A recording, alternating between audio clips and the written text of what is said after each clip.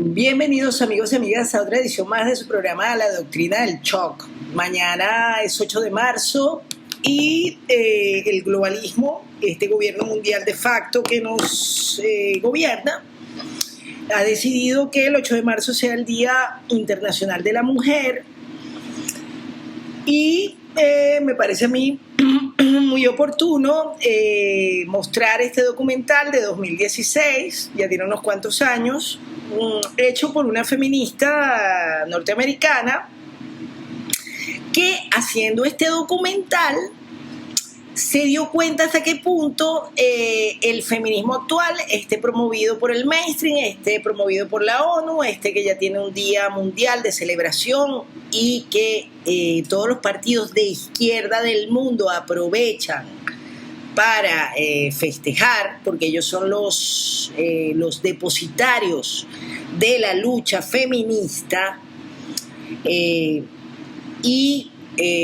tan es así que, tan de izquierdas y tan asociado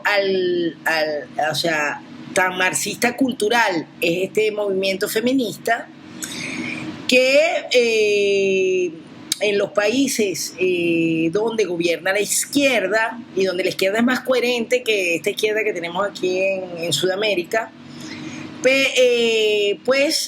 son los partidos de izquierda son los mayores promotores de este feminismo. ¿Cómo promueven este feminismo? Bueno, con un gabinete donde va a haber 10 ministros y 10 ministras.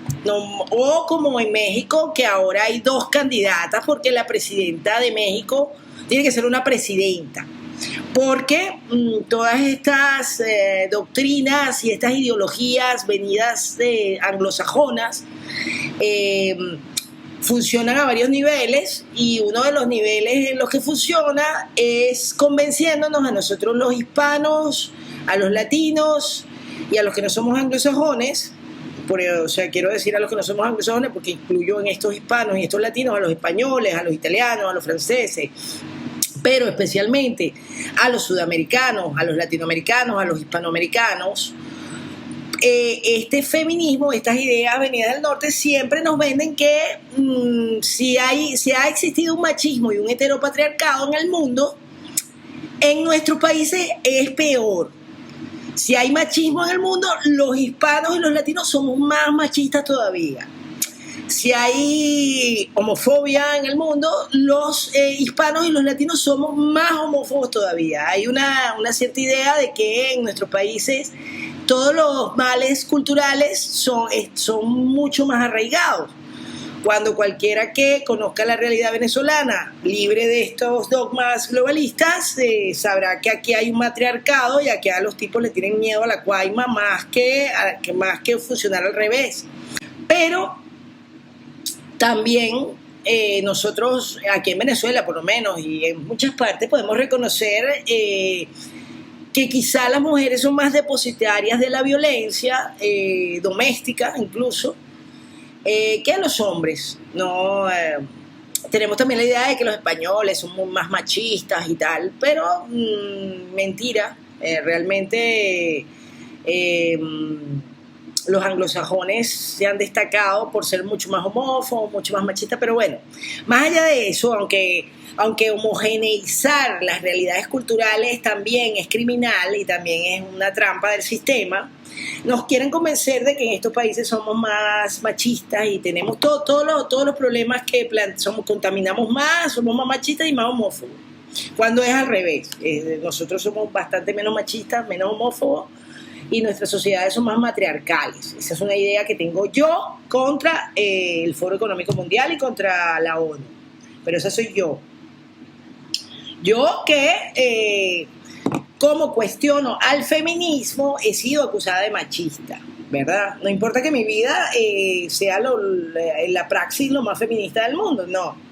Si yo no me pongo del lado de estos grupúsculos creados por Hollywood y por Netflix y por la ONU y por todo el mundo para decirte lo que es una mujer, que ya ni lo saben en Norteamérica, ya te digo, porque estos políticos están manipulando tanto el tema del feminismo que ya no saben contestar que es una mujer, porque claro, ya te digo, en España, si vas al registro civil, te puedes llamar Paco, tener barba, decir que te gustan las mujeres, que estás casado con una incluso, pero que tú quieres ser mujer.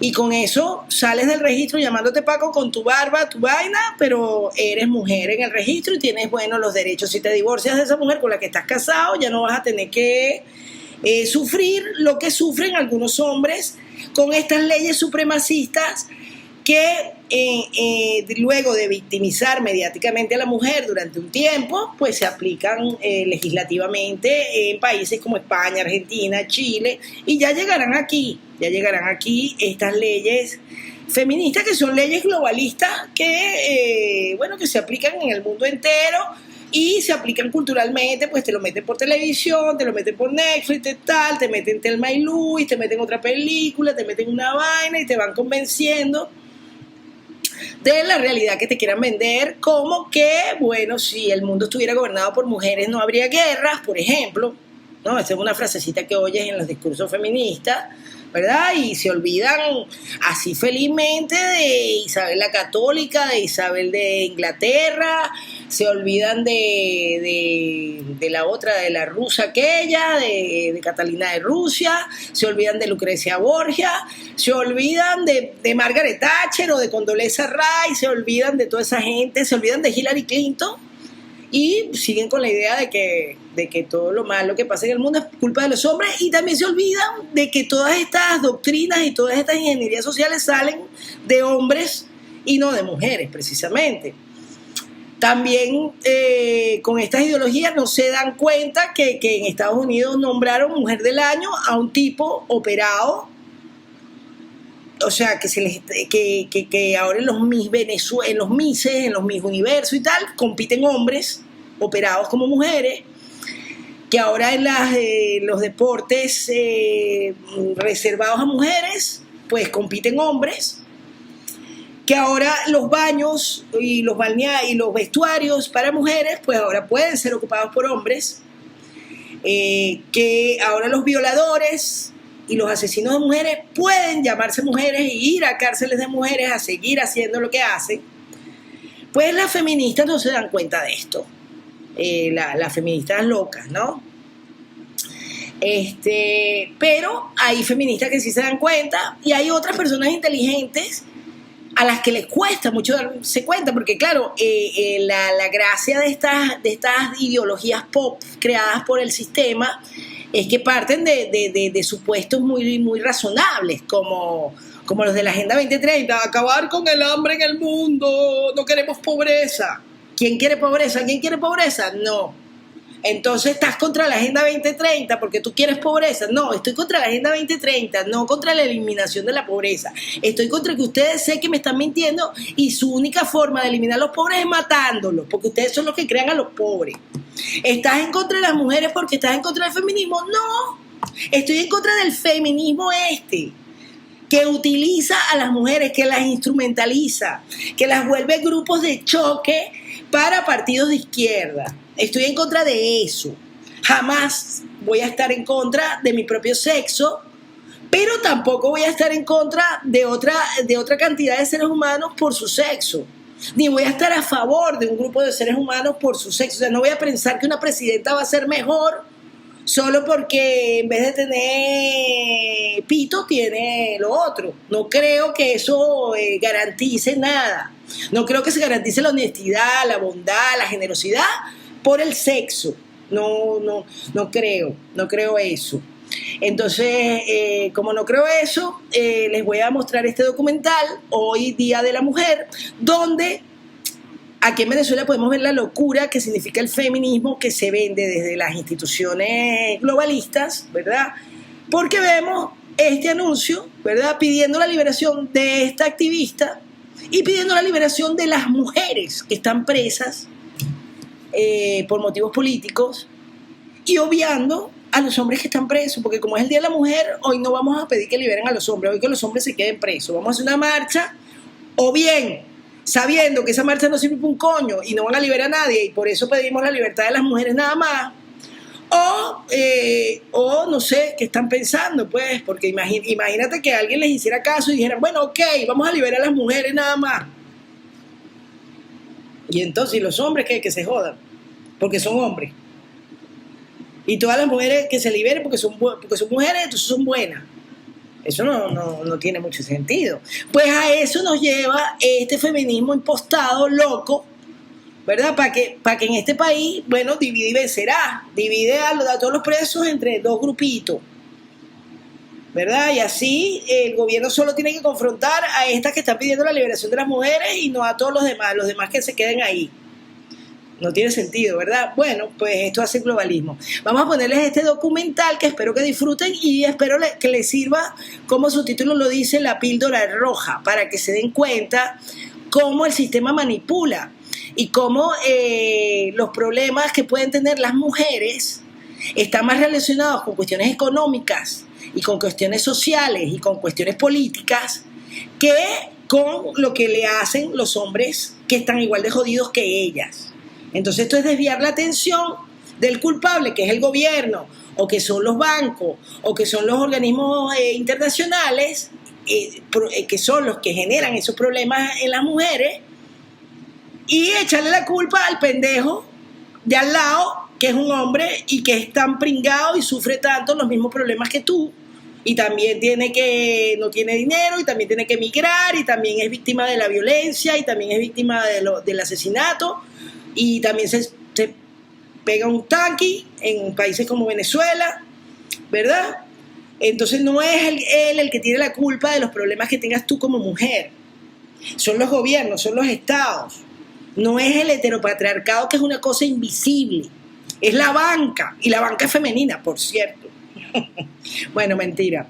La banca está dominada por hombres, pero Botín, la hija de Botín hombre, no es más chévere ni más buena por ser mujer, ni es menos ladrona por eso. Entonces vean el documental y pues que se les quite esa idea de que los movimientos feministas son un suceso espontáneo de las mujeres que se cansaron de sufrir, sino es una cosa dirigida por la élite que nos gobierna. Por eso se celebra este día en el mundo entero, ¿verdad? Los dejo con la píldora roja. Tómense la píldora roja. Dejen de tragar píldoras azules.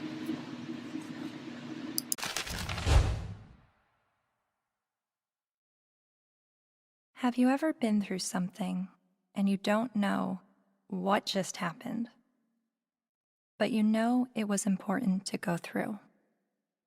This is that journey for me.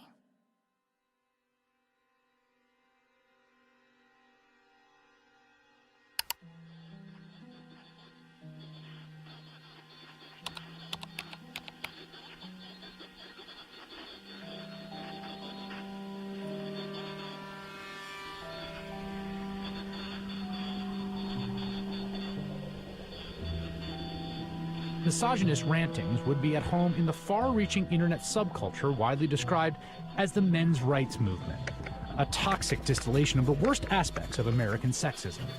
It's a universe of message board where men get together to express their hatred towards women. I thought men's have all the advantages in the world these days. That's utter nonsense. Men are routinely ground up in a family court system that is misandrist and biased against them. They are the majority of the homeless. They are the majority of suicides. They are the majority of the drug addicted. They are the majority of the unemployed. They are the majority of school dropouts. They are a majority of those in prison. How do we know that they're not the cause of these problems?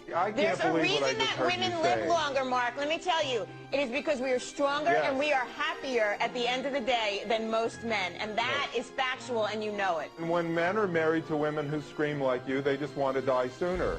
When you have women...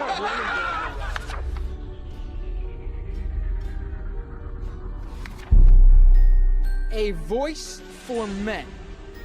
An online hub for men's rights activists, and they were founded by a man named Paul Elam. It's a website called A Voice for Men that's run by a man named Paul Elam, which is male spelled backwards, but it is his real name, apparently. It's a gathering of women haters. The Southern Poverty Law Center has classified that group and men's rights groups as hate groups. He wrote a piece declaring the month of October to be Bash a Violent Bitch Month. I mean, literally to grab them by the hair and smack their face against the wall, he wrote.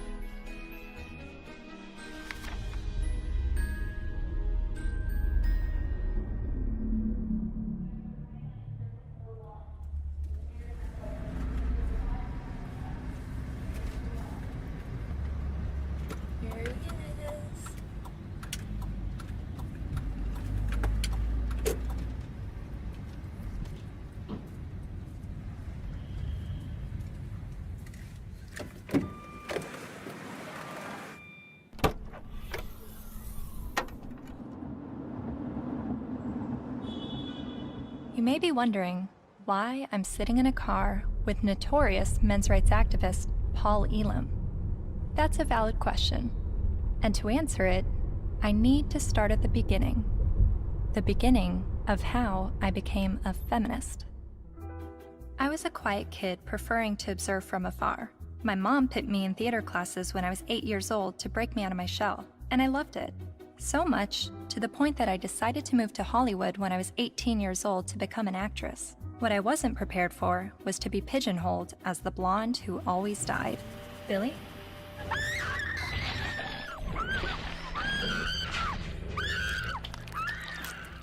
Granted, I had a good scream. But the characters I played weren't alone in feeling objectified. I was commonly harassed on the streets, hit on by married producers, told by photographers to come back when I lost 15 pounds and got a boob job, and a plethora of other uncomfortable experiences, all while still being a teenager. I started to realize my role in the world seemed a little too similar to the unfortunate roles I was auditioning for, and it was not how I saw myself or the person that I wanted to be. So, I quit acting and bought a video camera to tell the stories I wanted to tell. And now, I've been making documentary films since 2008 when I was 21 years old. Most of my work has been about women's issues and sexuality. I've covered a range of topics from the phenomenon of purity balls to reproductive rights, single motherhood, and LGBT rights. After releasing my film in 2012 about marriage equality, I was at a loss of what topic to explore next. And that's when two horrific stories broke the news. Two-star high school football players in Steubenville, Ohio, have been found guilty of raping a West Virginia teenager. The video shows the former Steubenville student callously joking about the incident.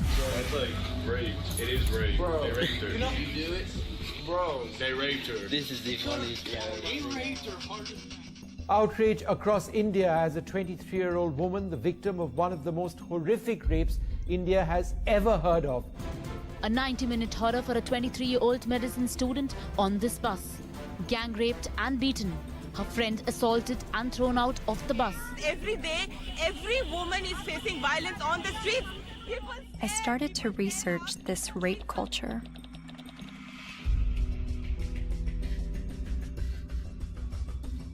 A website called A Voice for Men popped up. Paul Elam wrote about how women long to live out their rape fantasies, to be taken by a man she's never spoken to, let alone given consent to. As I read, I was asking myself, is this the rape apologist that I've been hearing about? The victim blamer who perpetuates rape culture? I continued to read A Voice for Men's website, often stopping around the halfway mark in every article because I could only read so many bitch, fuck, feminazi, and rape-tard words per minute. But even still, I kept reading, and thinking, and reading some more. I was trying to understand how these, what I perceived to be women haters, could have so many followers.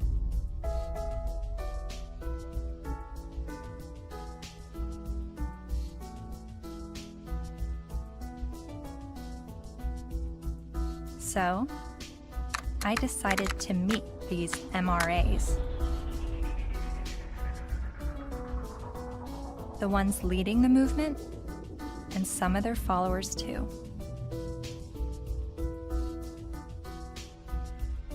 And this begins my journey down the rabbit hole.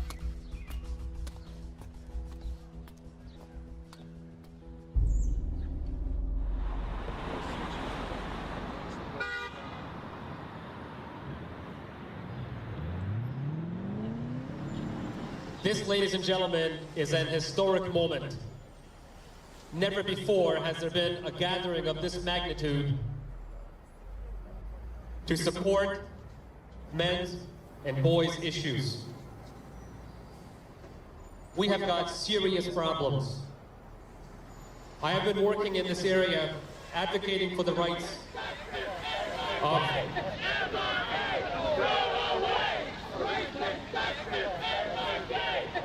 and here we go. What you'll hear is that we hate women. You'll hear that it's a backlash against women's rights. You'll hear that we're regressives that want women back in the kitchen and making sandwiches and barefoot and pregnant. You're just bitter, you're a loser, you're a whiner, you're ugly, you're undesirable, you're lazy, you're scary, you must be a racist, you must be a misogynist. When we do speak out, women often don't want to hear what we have to say. And so then we're called names, we're called whiners. And this is the way people who don't want men to talk about issues try to shut us up. We all know that you guys are a fascist, Nazi friend group of white supremacists. No other way to openly organize other than calling yourselves a men's rights group. We're somehow disempowered because we're white men. Maybe it's just because you're pathetic. We're here to fight how misogynistic assholes think they have the right to oppress women. White men are starting to feel misplaced because women are sharing space. It's disgusting, and scroll the fuck up, and don't confuse suffrage with oppression. Everyone suffers, it's universal. I am a man, and I need feminism. And it is crystal clear that the problems for men and boys are real. I would like to turn the microphone over to Paul Elam of A Voice for Men for some words.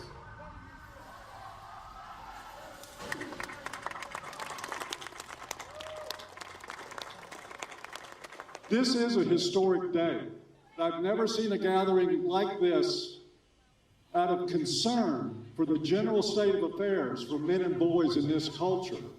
And as trying to articulate the entire platform of the men's rights movement is kind of like trying to understand a snowdrift one snowflake at a time.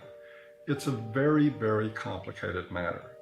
Just consider this, that 93% of workplace fatalities are men. 4 of 5 suicides are men.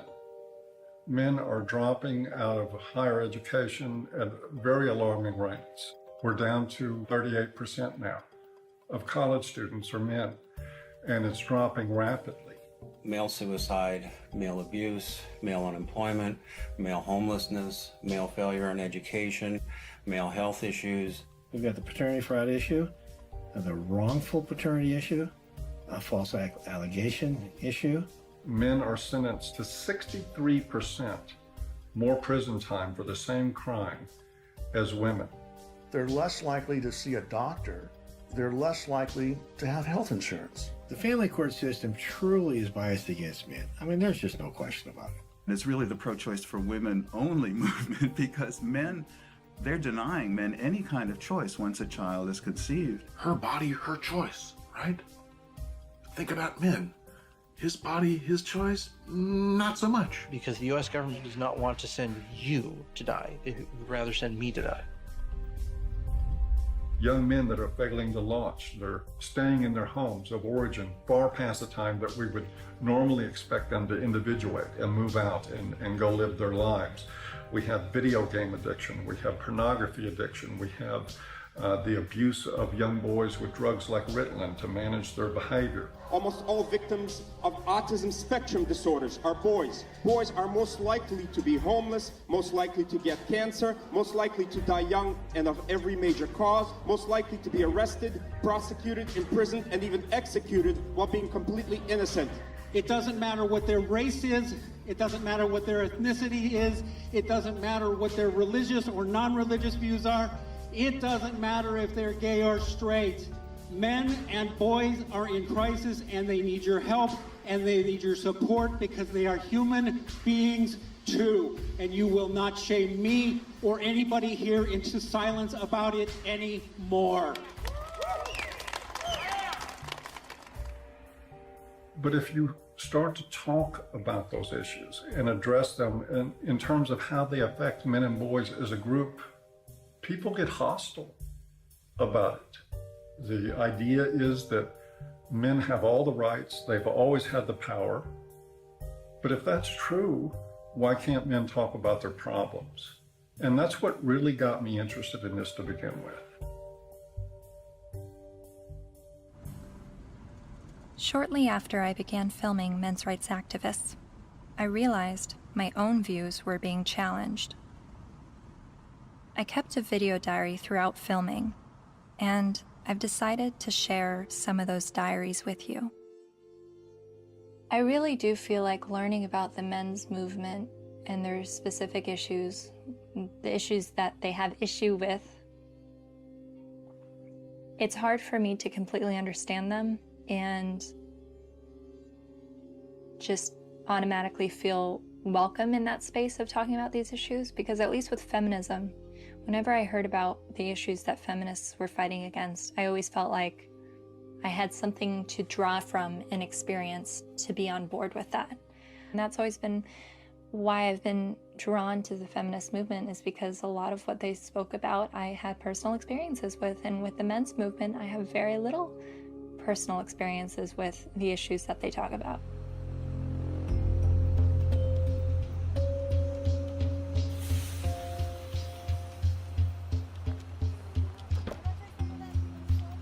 A cab driver who was driving a cab 70 hours a week was not saying, I am earning this money to have power over my wife. He was earning this money even though it took power away from his life. He was doing that so his child wouldn't have to drive that cab. The garbage collector does not get up at 3 or 4 in the morning in rain and sleet and snow and get out to do the garbage so he can have more power over his wife. That's power he's losing over his life in order to make his contribution, his sacrifice, his way of loving. And this has been translated into the culture of, you make more money than women do, you must therefore have more power. Meet Warren Farrell, best-selling author and self-styled social anthropologist, leading an assault on our traditional thinking about men. I asked my girlfriend at the time to buy me as a gift, I think it was for Christmas or for my birthday, Warren Farrell's book, The Myth of Male Power, which she did. And it just changed my whole life. And his premise was, while women are often seen as sex objects, men are often seen as success objects. And this resonated with me. He wrote this book that questioned our notions of power, of who had power and where it was. And it questioned the roles of men, but not the way feminists had always questioned gender roles. Every society that survived based on its ability to train its sons to be disposable. Disposable in war as warriors, disposable in work as firefighters, as workers on oil rigs and so on, coal miners, and indirectly, therefore, disposable as dads.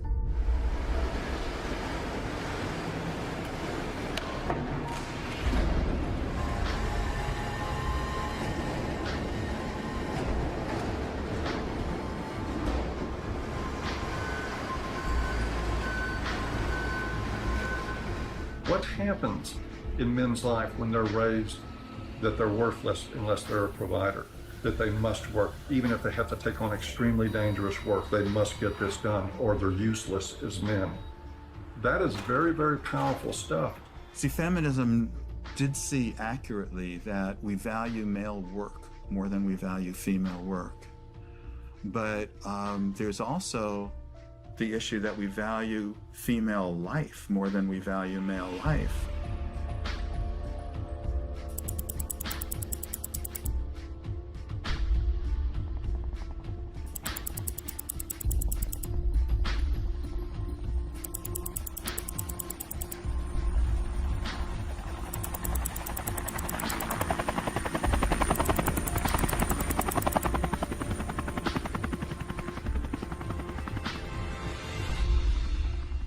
Even when that plane went down in New York City a few years ago, and that, you know, the pilot was a hero for the way he landed it and saved everybody. Word arrived over the citywide fire frequency that a commercial jetliner was in the water with 155 people on board.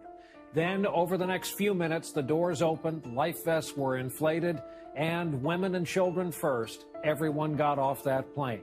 They saved all the women first. That's still, when I went on a cruise, you know, there's still women into the lifeboats first, you know, because not because you're a man, so you should be able to swim halfway across the ocean, but because you're a man, you're expendable.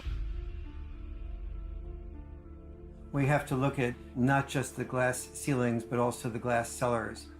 And Paul, I think as you were saying, we have to look at men just not only as human doings, but also as human beings. When you survive because somebody else is willing to die, like in war, then that you are immune to the pain of the people who are dying because you have an investment in their being willing to die. You say, I will build a statue, I will remember you in a history book. But if you look at that from another perspective, that building of the statue or remembering you in a history book is a bribe to be willing to die so that I can live.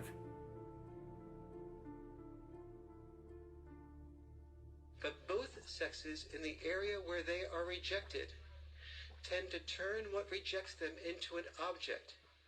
So the area where men... I'm watching this lecture that Warren Farrell's giving in the 90s. I see some women in the crowd, and a lot of them have their hands folded, and there is a little bit of uncomfortableness by being a woman in a crowd of people while the speaker's talking about how men are oppressed and women have it so great. It kind of puts you on the defensive as a woman. And understanding that I feel that way makes me wonder, are men having their arms crossed, listening to a feminist speaker talk about how men have all the power and women are oppressed? Are men feeling like, what are you talking about? I don't have power and we have it pretty shitty on this side of the grass too?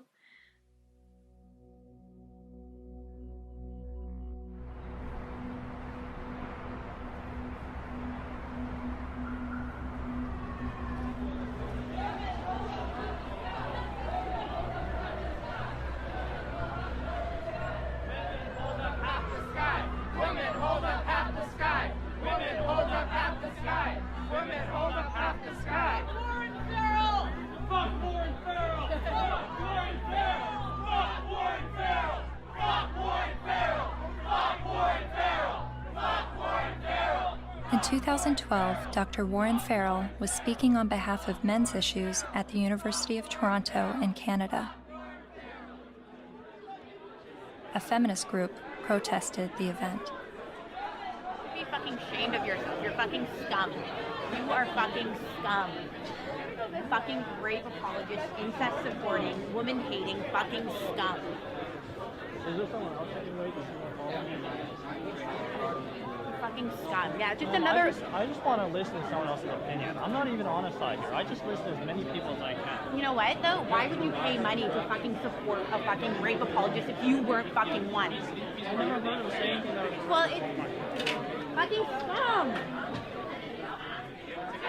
Who do you serve? Who do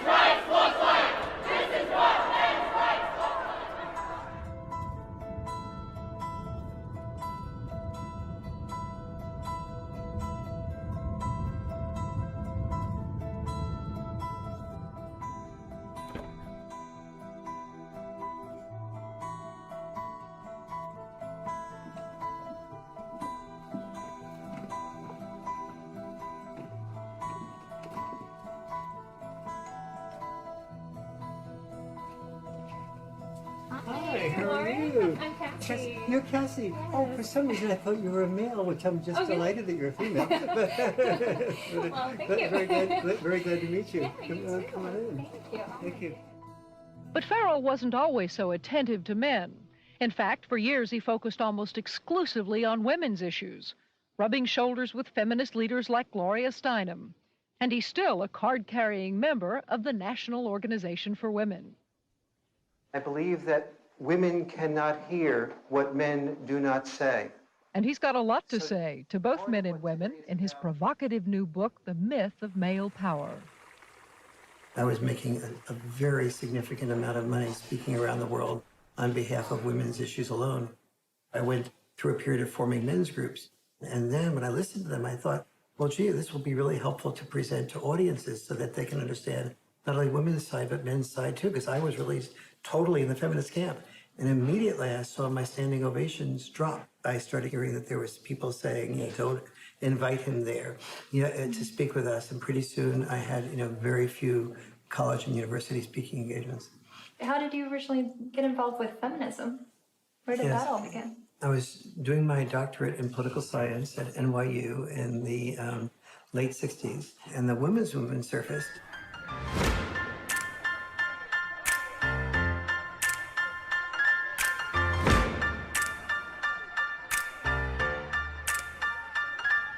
And I started to say, this is the most exciting thing I've ever heard, because I'd heard of civil rights, gay rights, but suddenly women were saying, I don't want to be confined to just being a homemaker or a secretary. And so it's like, why shouldn't women be encouraged to do everything they possibly can do? And at that point in time, I saw a lot of women marrying men that they weren't completely in love with, but the man earned a fair amount. And so I thought, that's just a form of prostitution extended over a lifetime. How depressed that must make a woman. And it's not going to be good for a man either. He never knows whether he's loved for who he is or loved for what he has. And he's afraid to give up producing because he's afraid to lose love. And so women who were successful to me appeared to be women who would free men from having to be all, wrapped up in just being the only breadwinner and supporting 1, 2, 3, 4, 5 people, which, it's one thing to support yourself. When you're supporting 5 people, you don't have the freedom to question your boss because you're supporting 5 people. The first issue of feminism was to say, just because I'm a woman, maybe I don't want to spend my life raising children. Don't force me into that role against my will. So they looked at men and said, well, you're not forced to raise children. You don't have any issue. But for men, the traditional sex role was not raising children. For us, the traditional sex role was to be a provider, a protector, and to initiate relationships. Each of us has traditional sex roles. Don't force us to carry out those traditional sex roles. We have the same rules set up for men that they've always lived by, that you need to protect and provide at any cost. But we've changed everything where it concerns women. They now have access to everything men have always had access to education, to work, to whatever they want to do. But they're not the ones driving the semis. And they're not the ones in the coal mines. You don't hear the National Organization for Women complaining that there is just not enough female ditch diggers. It is still men carrying the lion's share for what it takes to operate and maintain this society. And it is still the expectation that if somebody's going to go down with the ship, it's going to be men.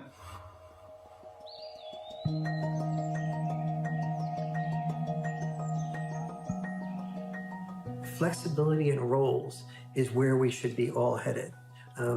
Any men's rights activist that I would support the portions of the women's movement that is encouraging women to have more flexibility in roles. So where do the men's movement and feminism disagree? Well, only on the fundamental belief that the women's movement says men are the oppressors, that we are involved in a patriarchal world in which men invented the rules to benefit men at the expense of women. But don't we live in a patriarchy? when most of the world's nations still have never had a female leader.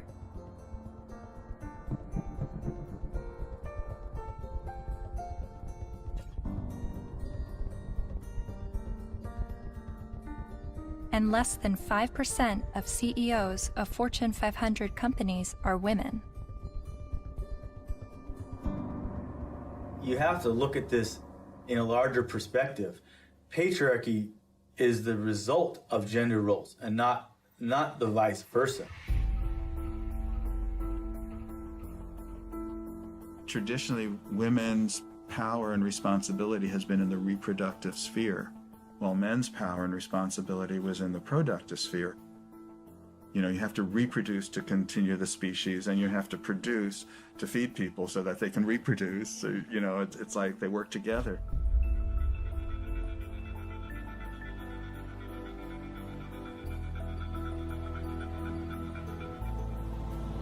And most cultures divvied up roles because women were responsible for childbirth and were more likely to breastfeed. They're not more likely to, they did the breastfeeding. They tended to be involved in the role of raising children. Men tended to be involved in the role of raising money or making a killing of the animals or making a killing on Wall Street. But those were our obligations. So that's why industry was male-dominated and government was male-dominated, because that was our job. And so what we call patriarchy is men giving into the expected roles that they're supposed to give into, and many of those roles are very harmful. Working exceptionally long hours, difficult hours, dangerous jobs, getting killed on the job. Even politics, a lot of people describe as masochism. Imagine what it takes to be a successful politician. Imagine how much of your personal life that you give up, how much you work, how much privacy that you sacrifice, how much freedom in your day-to-day life that goes out the window. There are more men willing to do those things than there are women. But also, just because men are the ones, for instance, writing the laws in general, doesn't mean that the laws are protecting men. You hear about patriarchy, right? All the evils of the world's from patriarchy, but we're the ones dying, you know? And we die for you guys, you know, to protect our families, our friends.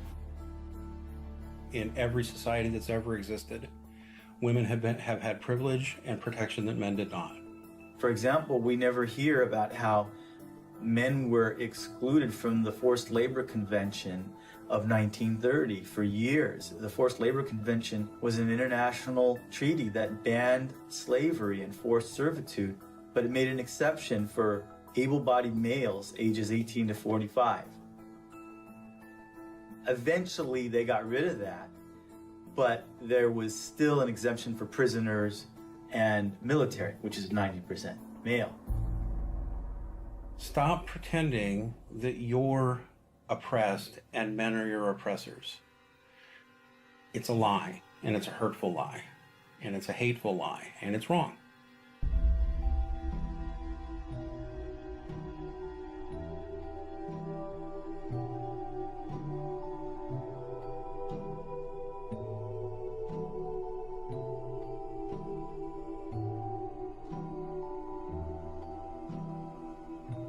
You talk a lot about the red pill in A Voice for Men. What is the red pill?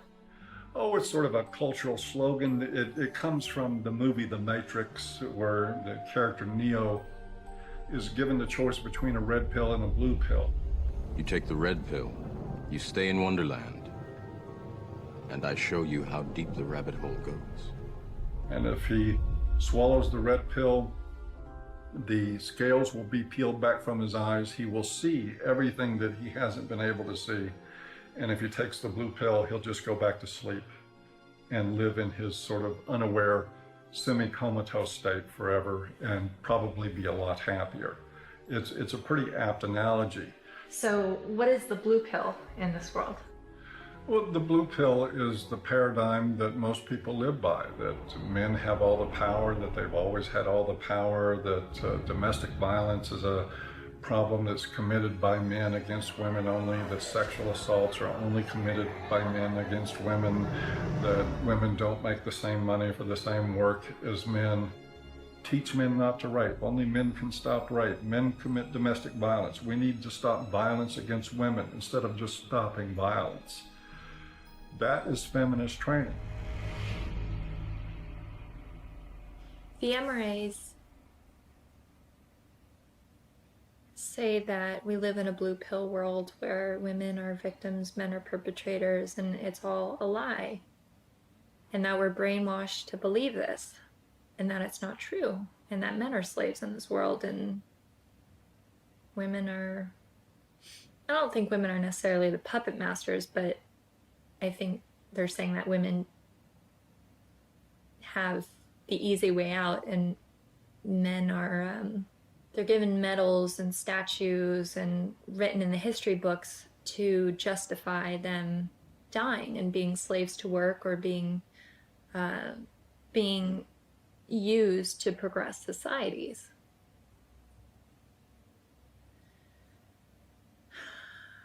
And I've believed for so long that I'm at a disadvantage for being a woman, and that I have to work harder than everyone else, and I have more to overcome, and I have more to prove just because of my gender. But the MRAs are saying that this is all a lie, and that guys are actually the ones that are disadvantaged and discriminated against.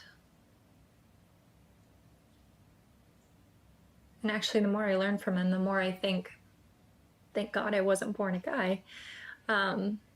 Because I don't think that the expectations on men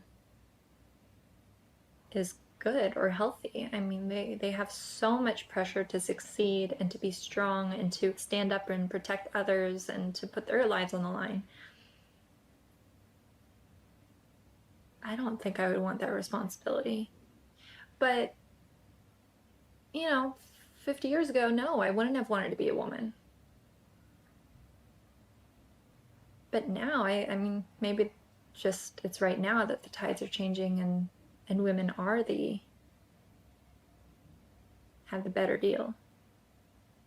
Well, no, I don't know.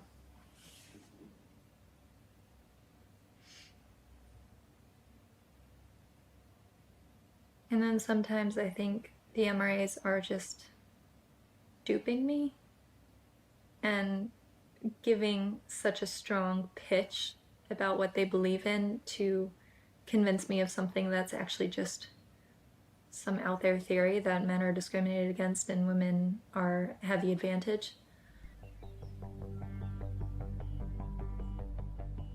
Yes, this is Cassie Jaye. It's regarding a documentary about the men's rights movement, and we're looking for feminist voices now to speak in the documentary.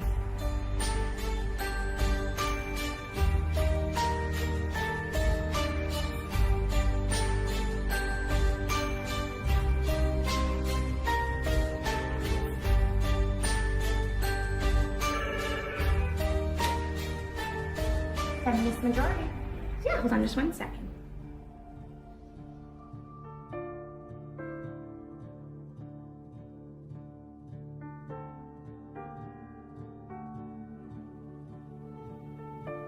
So I realized, okay, I need to bring some feminists into the mix, make sure that we have that side spoken for. I was researching rape culture, and so that's how I stumbled across a website called avoiceformen.com. So some of the people that we've already interviewed on the MRA side is Paul Elam with A Voice for Men. Yeah.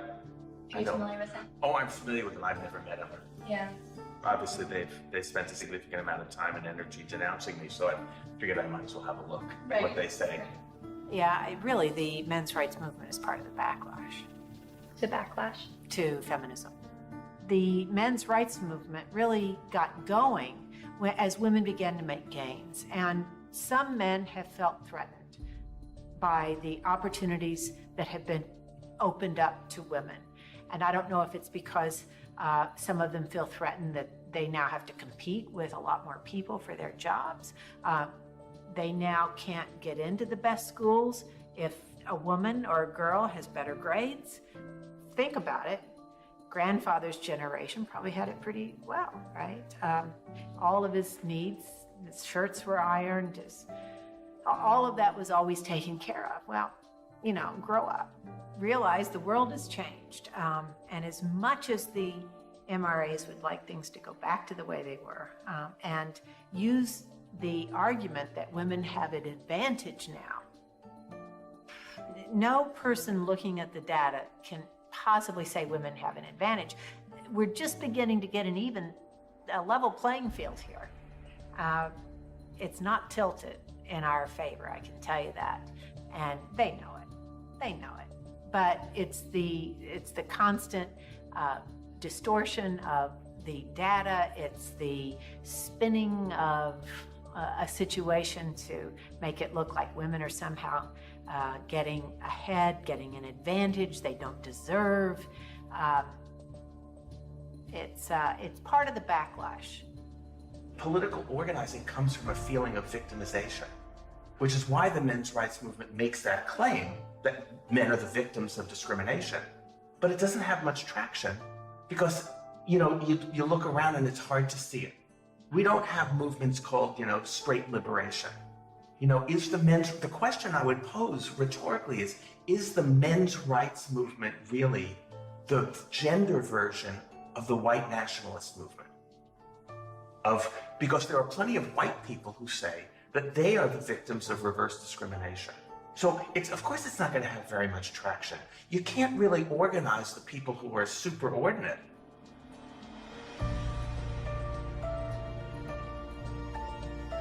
So do you think that men are being discriminated against in any way? Not under the law. Men are not disadvantaged under our laws.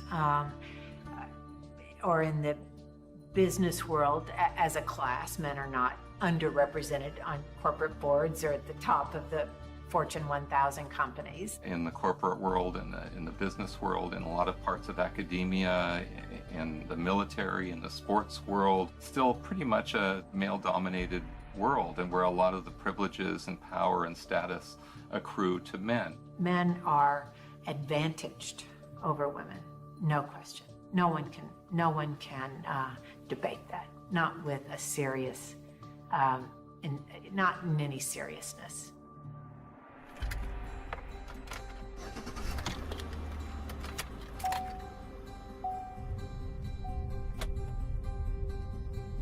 I was a math major as an undergraduate, and one of the fundamental things about geometry is the distance from point A to point B equals the distance from point B to point A.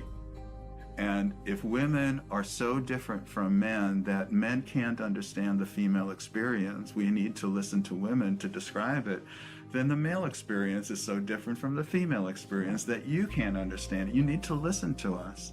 You can't really compare how men and women have suffered from sexism, because there's no way to quantify, that kind of suffering.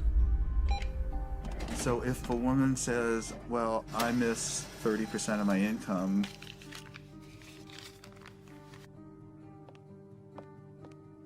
more than you miss 6 years of life, there's no way to quantify that. Or I've lost a job opportunity because I'm a woman. There's no way to say, well, I've suffered more than you because you've lost a kid because you're a man. We can't, but it is serious. And at least if you're denied a job because you're a woman, at least you can go to another company and apply for a job, But you can't, when you lose your kid, like you can't say, well, okay, I'll get custody of that kid, I'll try for that one. It's a terrible thing that happens. There was a case, the Serpico case. You might be too young to know the movie Serpico with Al Pacino. It was about a New York City undercover cop. He gets shot at the end of the movie and retires from the police force. And he was a real man, Frank Serpico. A woman after the movie, after this was made, decided she wanted to become a single mother and tricked him into fathering a child. And the court accepted that because she told her friends she was going to trick him, and they testified, and the court said, yes, you were tricked into it, and still awarded her over 90% of his police pension. So everything that he goes through in this movie to you know, including getting shot to earn his pension, she won by sleeping with him one night. My son's mom wanted to have children with me, and I had always refused, you know, saying, you have this anger problem, you need to get counseling, I'm not going to consider having children with you until that's dealt with, because she would lose her temper almost every day and just use any weapon she could, and like a child's the perfect weapon. So I was really definite about that. But she also used to proofread my articles for me. And I wrote an article for Playboy about Serpico. And when she read that, she told her friend she's going to trick me into fathering the child. She doesn't need my permission. And so that's how my son was conceived. Then she said, if you want to see your son, you have to stay in a relationship with me. But if you break up with me, I know all the things that a woman can do to a man. You know, she's read all my articles. She saw my talk shows. She said, I know all the things a woman can do to a man, and I'll do them to you. So that's what I had to deal with. Like everything that I had been raising awareness about for the previous 17 years, then she combined into one thing for me to live through. It's really ironic. For the first 5 to 7 years, I guess, we would see each other 4 times a day for exchanges. On average, every single day, I had to deal with some scene. A scene meaning she would just not show up, you know, or she would hold the kid out and then pull him back and hold him out and pull him and just kind of play with me, or she'd let me have the kid and then she'd stand in front of the car so I couldn't move. You stay in Mommy Town tomorrow. You stay in Mommy Town for a couple of days, 2 days, and then you come back to Daddyville. Another time I saw her hold him by the shoulders and say, Daddy is a bad man. Daddy is a very bad man. And so I had to go through this long custody battle, and the decisions that they would make, you would just go, wow, there couldn't be any explanation. You know, either they're absolute idiots or it's biased. There's just no other explanation for it. One other thing, his mom is obese and wanted him to be obese for various reasons. One thing is so he would identify more with her side of the family than mine, because we're all thin. Another was so that he would enjoy being with her more, because when he was at my house, he had to get activity, you know, and eat well-balanced meals and get his sleep and stuff. And at her house, they would bake brownies and stay up late and just watch TV. And so where would you, if you're a little kid, you know, where would you enjoy being more? But he self-reported to the mediator how upset he was about being obese. That the worst thing in school was when kids called him fatty, and how he cried. And his physician said that he's really concerned medically. And then when I did, he was at an age where he would imitate things that I would do. You know, I gave him a broken shaver, so when I shaved, he would pretend to shave. And what I did was I started weighing myself every morning and writing down my weight, the date and the weight. And I taught him how to read a scale. So he kept his own records. So I had 6 months worth of statistics to show consistently that every time he was with his mom for a few days, he'd come back weighing 3 or 4 pounds more, and then he'd lose it while he was with me. So they had, you know, that how much he was upset about the problem, they had his physician being upset about the problem, and they had the proof of where the problem lay. So the judge's decision was that father should no longer be allowed to weigh the child. Problem solved. After 14 years, my body gave out.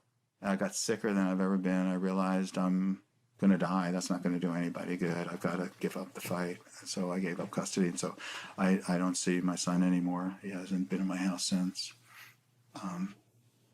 So I did lose him.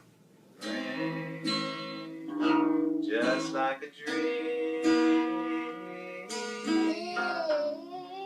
You're like a guiding light shining.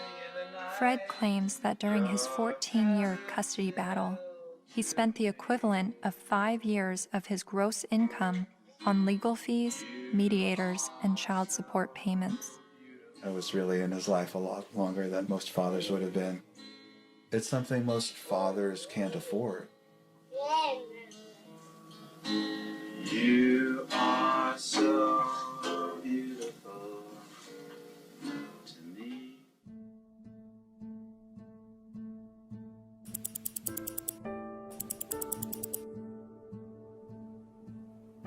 We generally know that fathers don't get as good a deal in family court, and we don't really complain about it until it happens to us. And even then, a lot of men don't.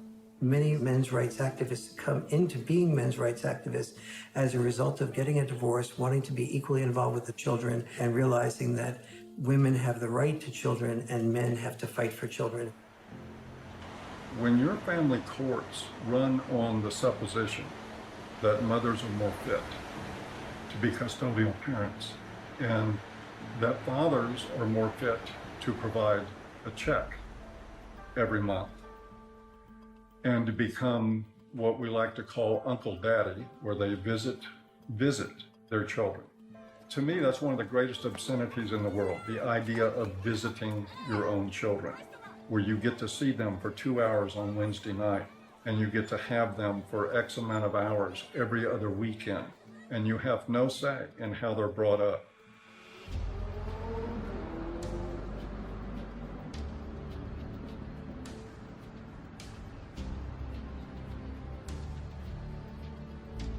You know, I can't tell you how many men have been in this office, in that chair, in tears because they can't see their kids.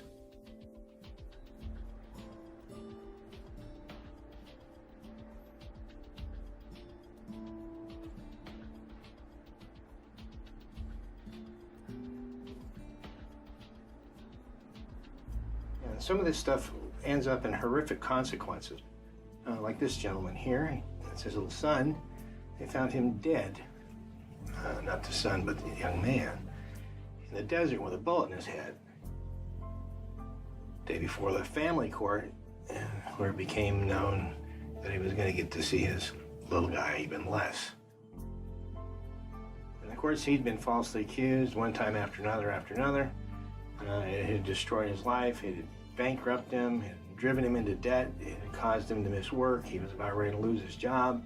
He was in the end of his rope, so he just decided to end it. The unfairness in the family courts, the unfairness in the way child support is so often structured, it's commonplace and it's everywhere. And the more you start to become conscious of it, the more you realize that it's there.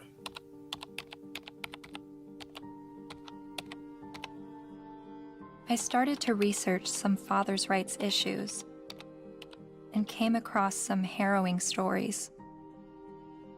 Like this man in South Carolina who found out his only daughter was adopted away by the mother without his knowledge or consent. His daughter was with an adoptive family in California, so he began his fight to get his daughter back. Adoption is for children without families, not children with a willing and capable family. And this man in Colorado who lost his daughter when the mother left the state to give birth in Utah where he wouldn't have legal rights to his child. He fought for 4 years in court and finally won visitation rights. Only visitation. I can't explain the emotion, the happiness, just this hard fight, what this means to me. And then there's this heartbreaking story. The 20-year-old father never left her side until he was forced to give her to adoptive parents this week after Kaylee's mother decided to put her up for adoption. In order to keep Kaylee, Colby needed to file paternity action, an affidavit, and a commencement notice with Utah's Vital Records a day before the mother signed the adoption papers relinquishing her rights. But in Colby's case, the mother only gave him a few hours' notice of what she was going to do. I would like her back. Men in the men's movement are not upset about having to be fathers. They're upset because they're not allowed to be fathers. That guy blows his head out, blows his brains out. Because of family court? And people don't think there's something wrong with that? And we just open the doors tomorrow for business as usual, and that's okay?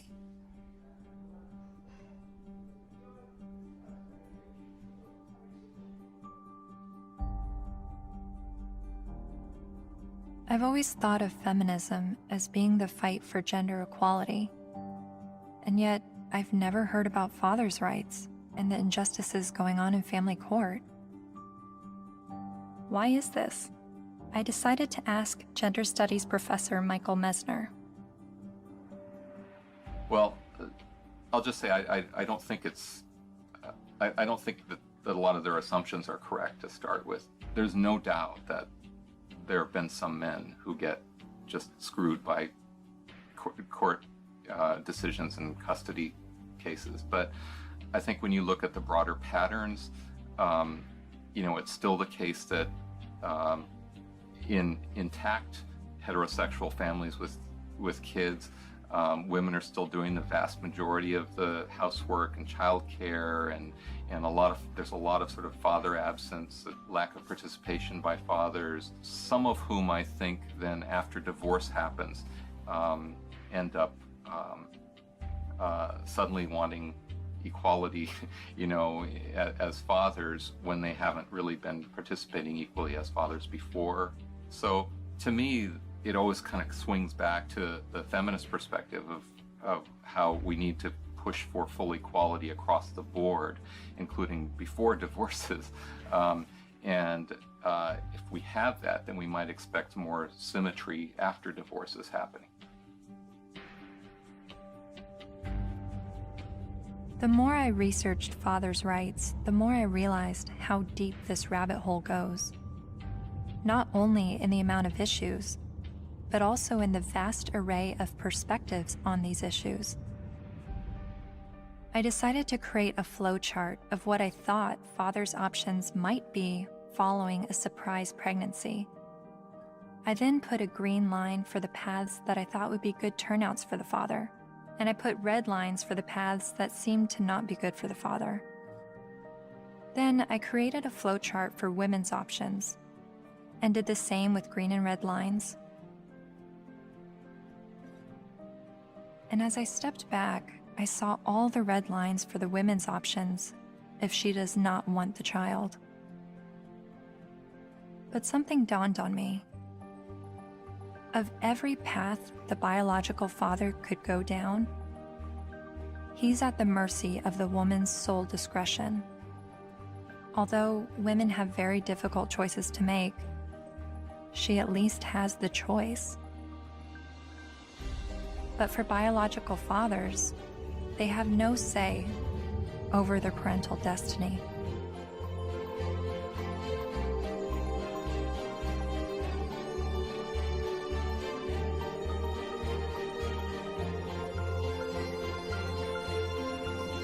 This is my friend Dara. She's 8 months pregnant with her first child, and she's a lifelong feminist. It seems from MRIs, from what I've read, that women seem to have more reproductive rights than men do. I don't know what to say, like, we carry children, they're never gonna carry children. It's just a different thing. So I guess, as much as possible, take the steps to prevent yourself being in that situation. It's just, I don't know what to say. There's no, there's nothing like a woman, you know, women have been blamed for, and still are, for, you know, unwanted pregnancies, choosing to have an abortion, not choosing to have an abortion, choosing to put their child up for adoption, when, you know, the burden lies on a single mother. If the man leaves, there's real, you know, societally, she's lambasted. So there's a lot of things that women deal with in that regard that men don't actually deal with. So I can have compassion for their situation, but I don't know that it's going to change in the way they want it to, because it's biology, you know? So if you're going to be having sex that could result in pregnancy, and you haven't had this conversation with the woman that you're having sex with, you better have it. You better have it fast. That's when the man has the ability to make decisions, either not to engage in sex or to use condoms and to use other forms of contraception. So that's where his role comes in. Once he's impregnated her, she's the one now faced with continuing a pregnancy, faced with the health risks that accompany pregnancy. So his rights have to be exercised early But once she's pregnant, all decisions must be hers, because ultimately she is the most impacted. There's just no question, and she ultimately has the responsibility for that child.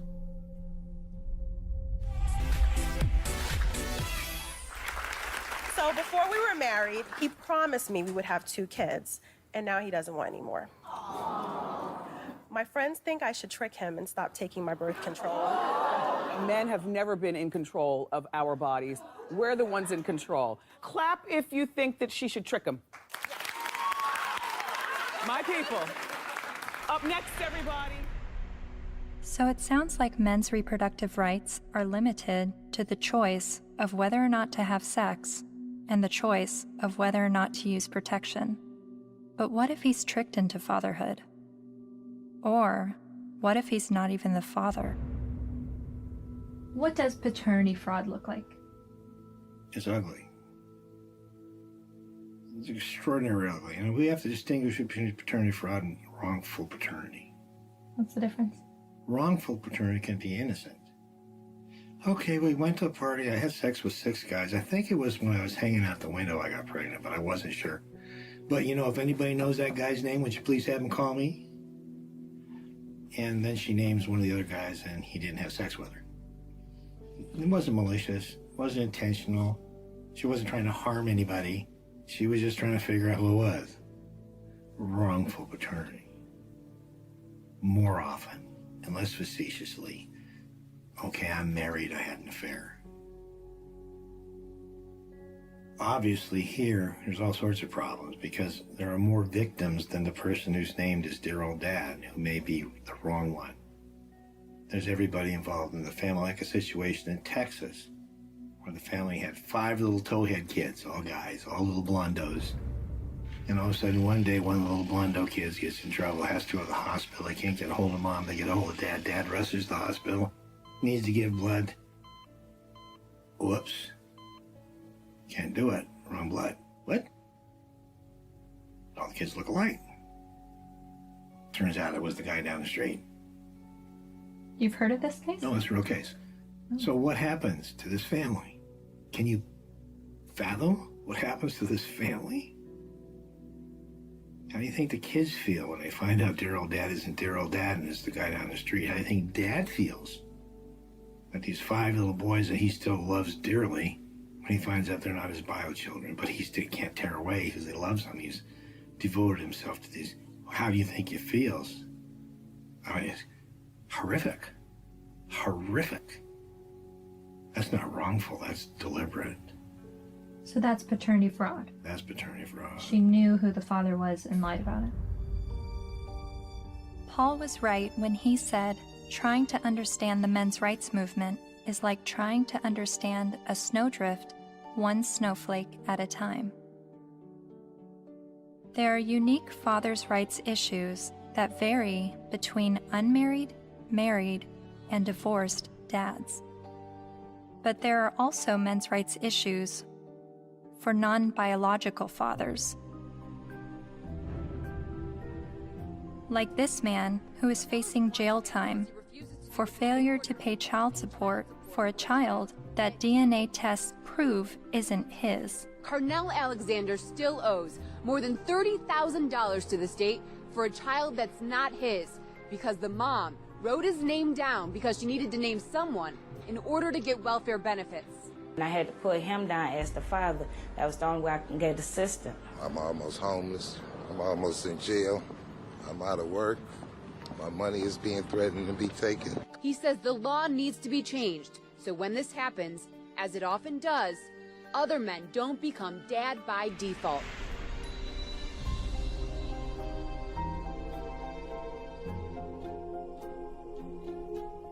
A lot of times people wonder about MRIs, why are you guys so angry? And my answer to that is, why aren't you? How can anybody look at this and not be angered by it? And the only answer to that I've ever been able to come up with is that people aren't angry because they don't see men as human beings.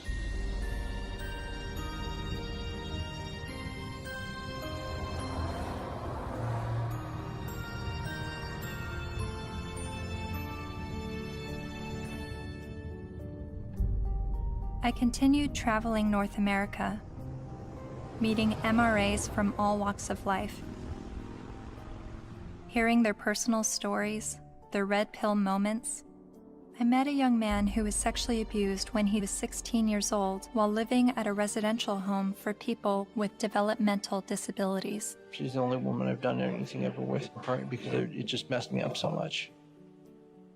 She continues working there. She hit me in the face. She actually hit me throughout the house, chasing me throughout the house. When I reported my domestic assault to the police officers, I did not at all bring up the fact that I was sexually assaulted, because if he wasn't going to believe that I was a victim of domestic violence, there was no way he was going to believe that I was going to be a victim of sexual assault. I met the honey badgers, women who are men's rights advocates.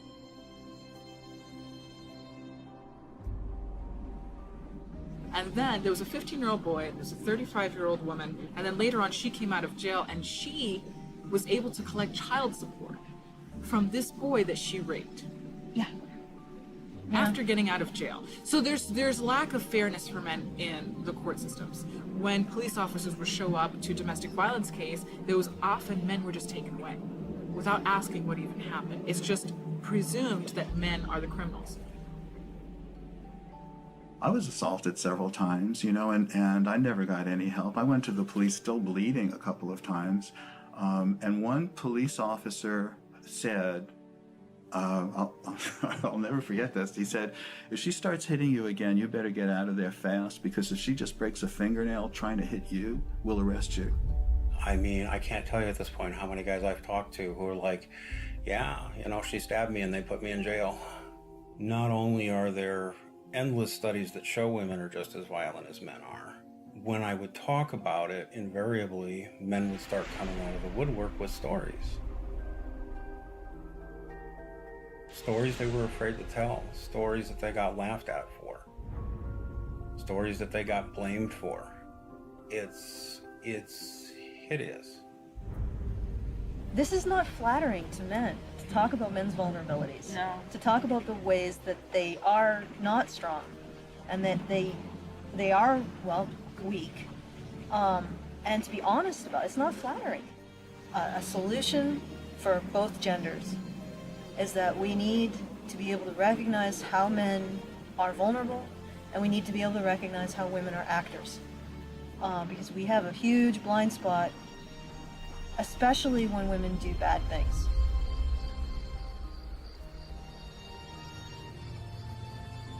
My best friend that I grew up with since kindergarten was being physically abused by his wife, who he'd been married to for 20 years.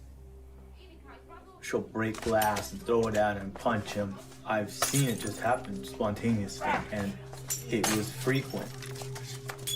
And he's bigger than her, but he didn't want to hit her. And he didn't want the children, they had 3 minor children, he didn't want them seeing this at all.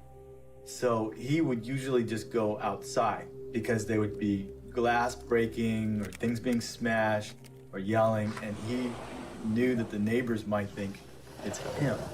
So he would go outside so the neighbors can see what's happening. Eventually I said, look, you need professional help, and so does she, and maybe the kids do too. So I called a bunch of domestic violence shelters. I just looked around online and I called, but every place that I called said, we don't help men. We don't help male men at all. And I started becoming curious about why that was, because I learned that these were state-funded shelters. And I know that men pay at least half of the taxes that fund these shelters if they're state-funded, and I just was wondering why. So basically, there was no place to take him, and it just continued. The problem just kept going.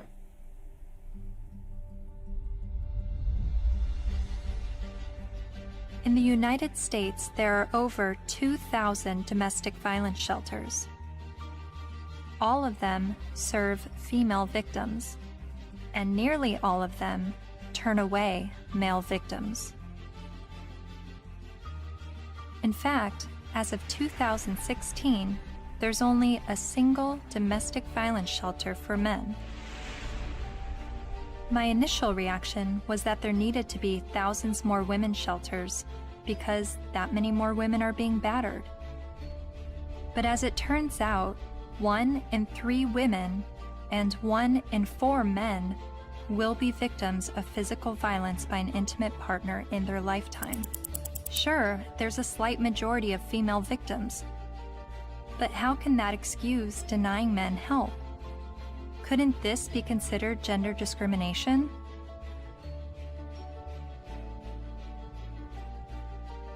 Think of it this way. Roughly 78% of all suicides are men. If suicide prevention services only served men, wouldn't we see the gender discrimination immediately? If there are over 2,000 women's shelters that turn away men, and only 1 shelter for men, obviously the resources don't match the need. How are you involved in the men's rights movement?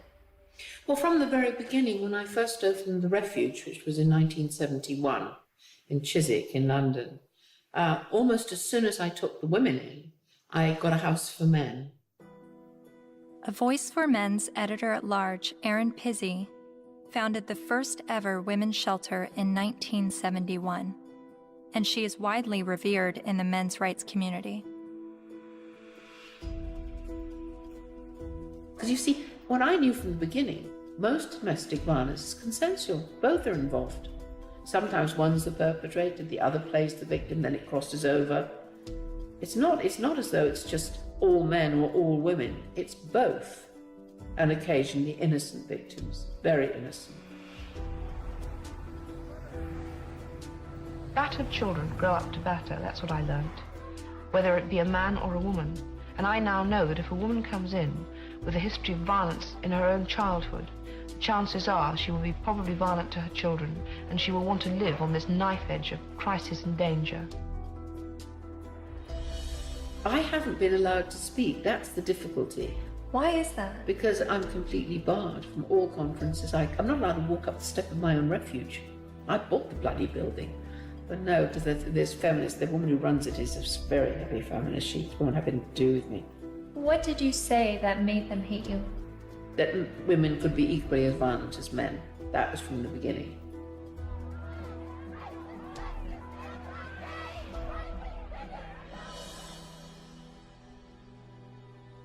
Erin Pizzey says that 62 of the first 100 women to enter her refuge were just as violent as the men they left, and violent towards their children.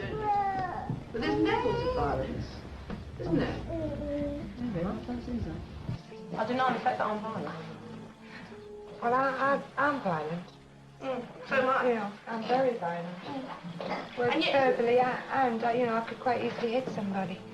You know, very, very easily. And I've had an argument. But the feminists I've met have an entirely different take on domestic violence.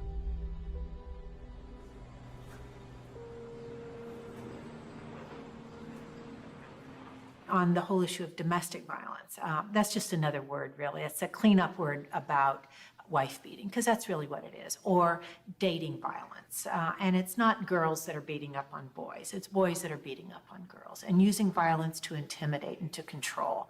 And we have very few what's called domestic violence shelters, which are places that women can leave their home with their children and get a new start, get out of the violence.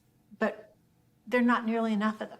We need more funding and more resources, because it is a tremendous disadvantage for women and girls.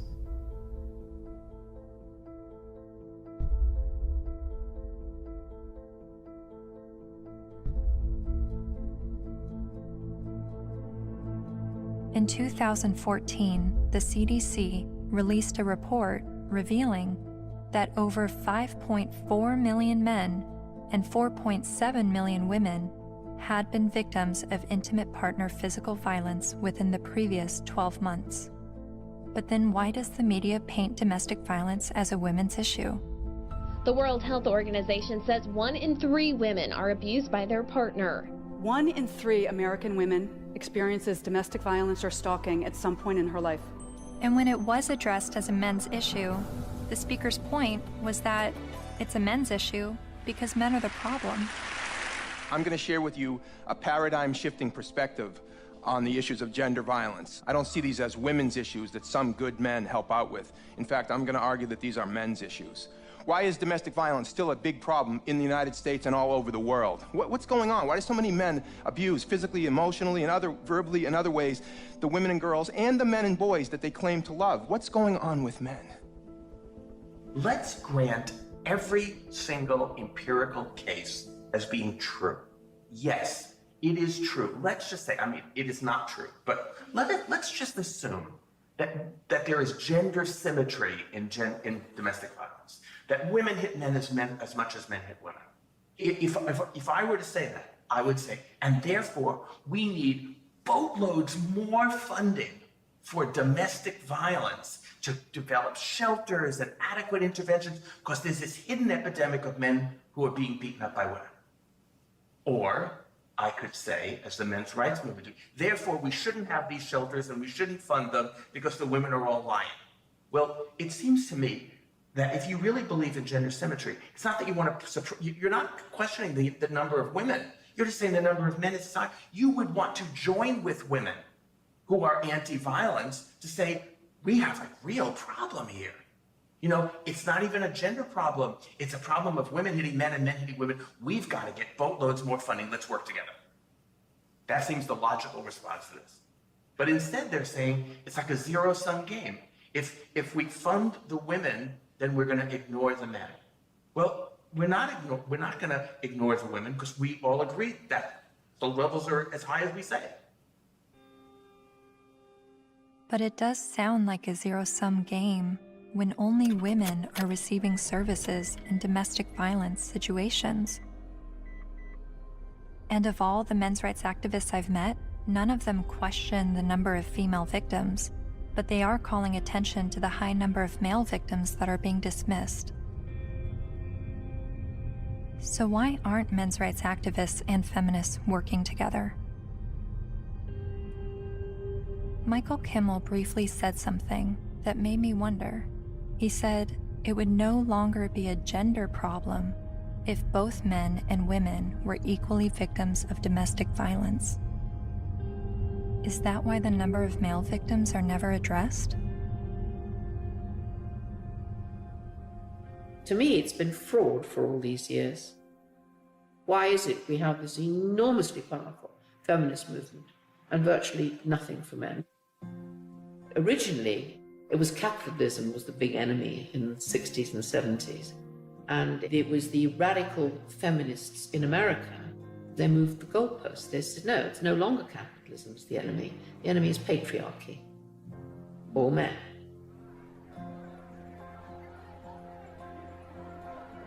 And that's how the women's movement began.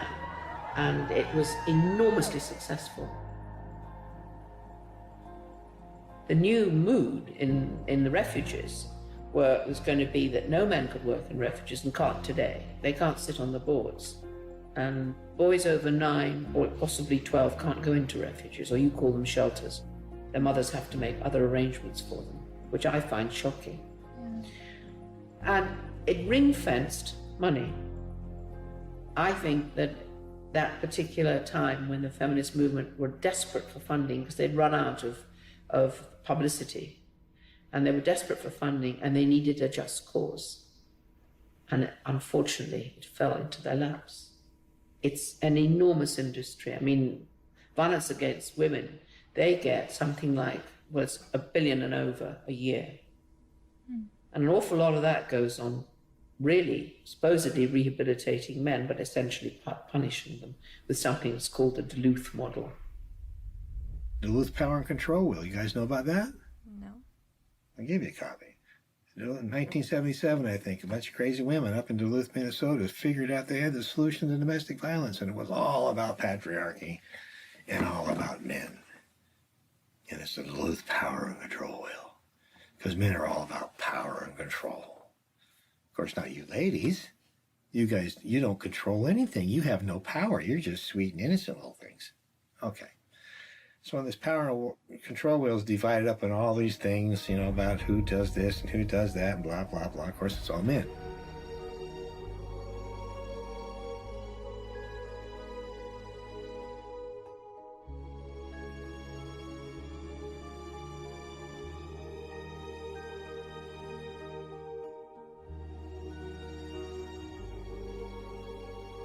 The entire domestic violence industry was founded on that. I think it's still 37 or 32 states in the United States that by law they have to use the Duluth model for battery intervention programs, and it's all shame, blame, and guilt driven.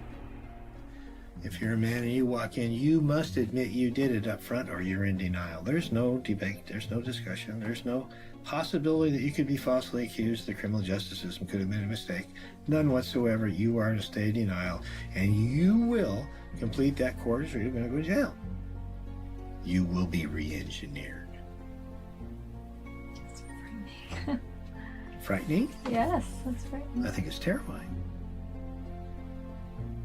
Absolutely terrifying. All I had to do, I had a simple choice. I could just say, yes, you're right. Men are the enemy. No problem. But I couldn't. I absolutely couldn't.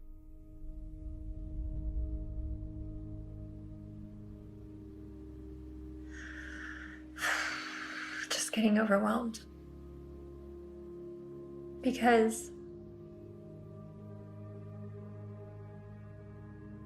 I don't know where I'm headed with what I believe and what is right and what is wrong and who is wrong and who is right, and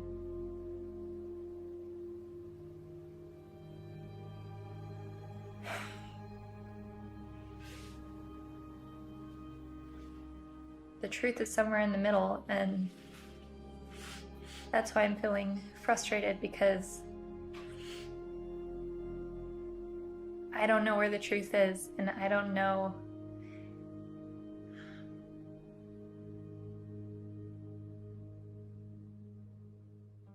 When I decided to make a film on the men's rights movement, I never anticipated questioning my feminist views. But the more MRAs I met, the more I felt compelled to remind myself why I was a feminist. I signed up for a women's group. Welcome to our Women on Your Power workshop. Only 4% of the Fortune 500 companies are led by women. Women only hold about 14% of corporate executive positions and less than 20% of our governmental positions.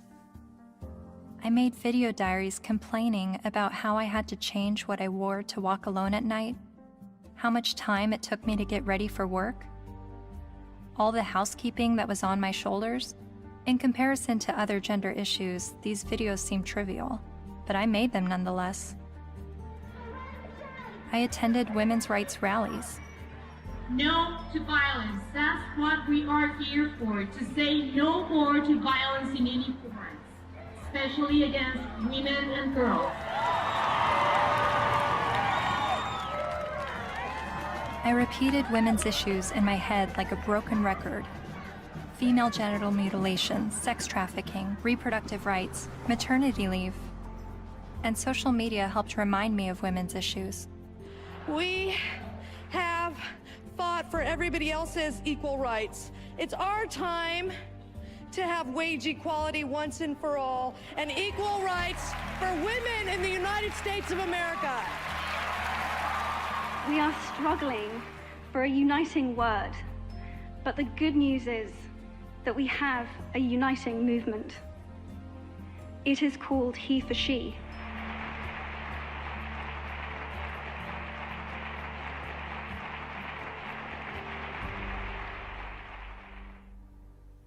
Whenever I hear the MRA's point of view about how difficult it is for them, I immediately go to, well, what about us? What is it like for us? And then I get on the defensive and want to make sure that women's struggles are also heard.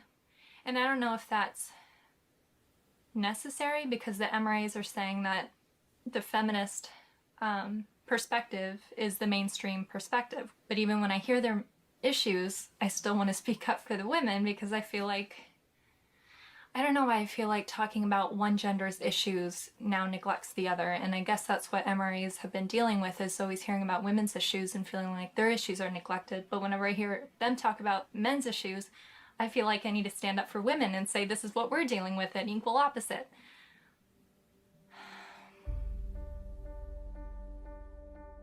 I met with men's rights activist Karen Strawn late one night in a noisy bar. She became well known for her YouTube videos talking about male disposability and other men's rights issues. And she's a honey badger. Part of what I do and what I research and what I think about is the reason psychologically why feminism seems to be such a comfortable, warm blanket emotionally for so many people, men and women alike.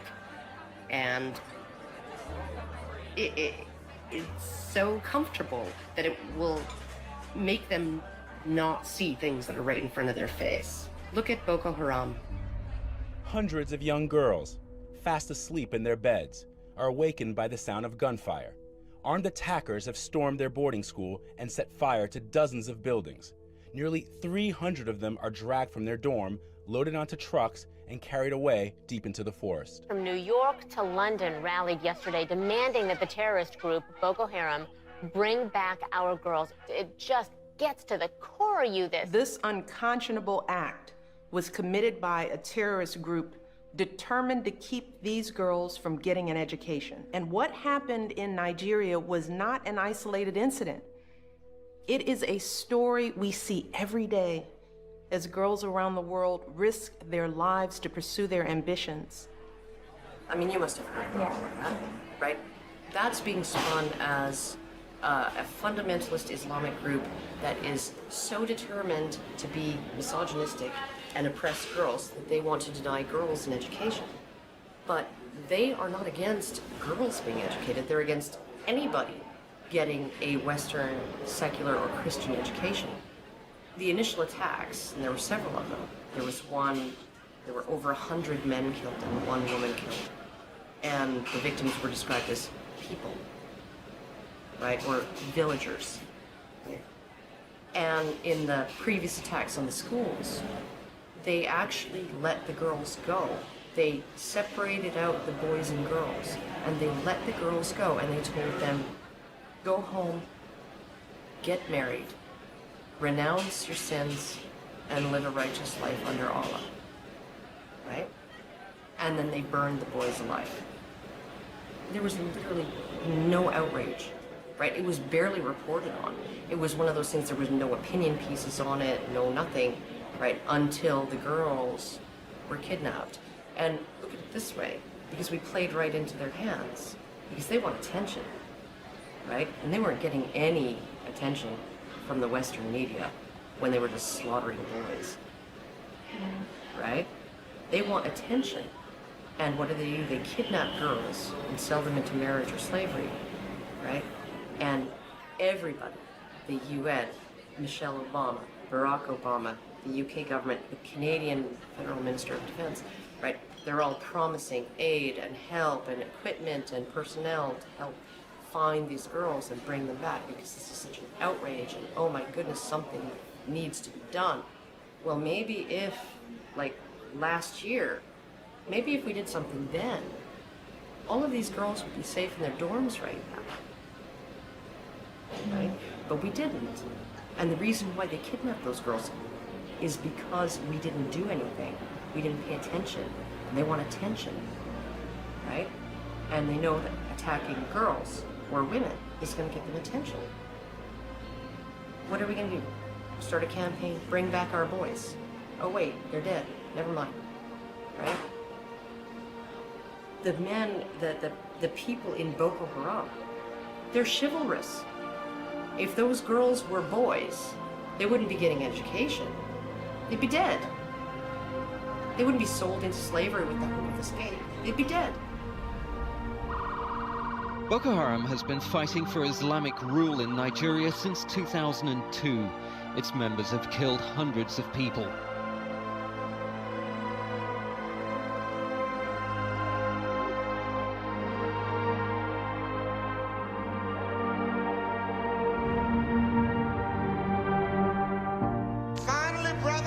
At least 69 dead, although some reports put the number at about 150 and scores more injured. For that day when we shall lay down our burden and study war no more. Finally, brethren, after a while, the battle will be over. For that day when we shall lay down our burden and study war no more.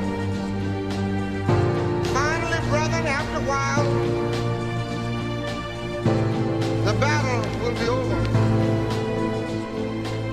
For that day when we shall lay down our burden and study war no more. Finally, brethren, after a while, the battle will be over. For that day when we shall lay down our burden and study war no more. Finally, brethren, after a while, the battle will be over. For that day when we shall lay down our burden and study war no more. One of the most important things the men's movement is doing is being able to say, men need compassion and men deserve compassion. And to have that happen, I'm not expecting it in my lifetime. It's an ocean of pain out there. This stuff we're talking about has been going on for so long. And nobody listens. Nobody cares. It's one thing when you look at what happens to women and you feel normal, healthy outrage about it, and that should happen. But when you can look at what's happening in our courts to men, in our medical establishment to men, in our schools to men, and yet we remain so cerebral about all of it. Yes, well, that is certainly something to consider. If it were happening to any other group, we would be having protests from coast to coast. And the fact is that it is happening to men every day, right in front of our eyes, and people will get angry at you if you try to talk about it. That's how deep the prejudice runs. But there have been protests, not with the intention of shining light on men's issues, but rather with the goal of silencing any discussion of men's issues. Like at Ottawa University, when Professor Janice Fiamengo attempted to give a lecture that questioned the feminist narrative.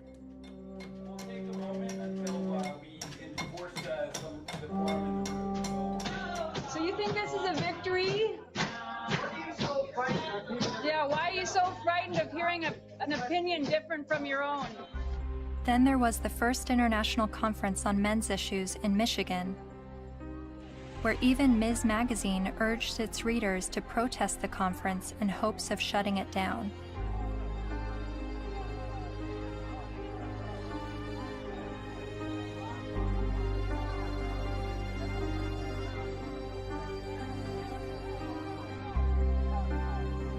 But perhaps the most well-known protest of a pro-men's rights event happened in April 2013 at the University of Toronto, when the Canadian Association for Equality hosted a discussion titled From Misogyny and Misandry to Intersexual Dialogue.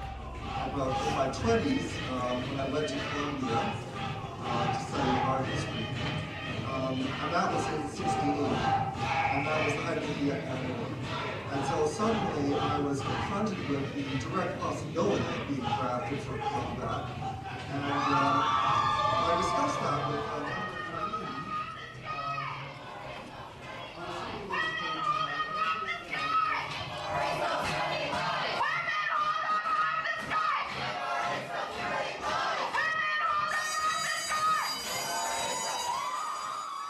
A feminist group protesting the event illegally pulled the fire alarm and successfully shut down the event.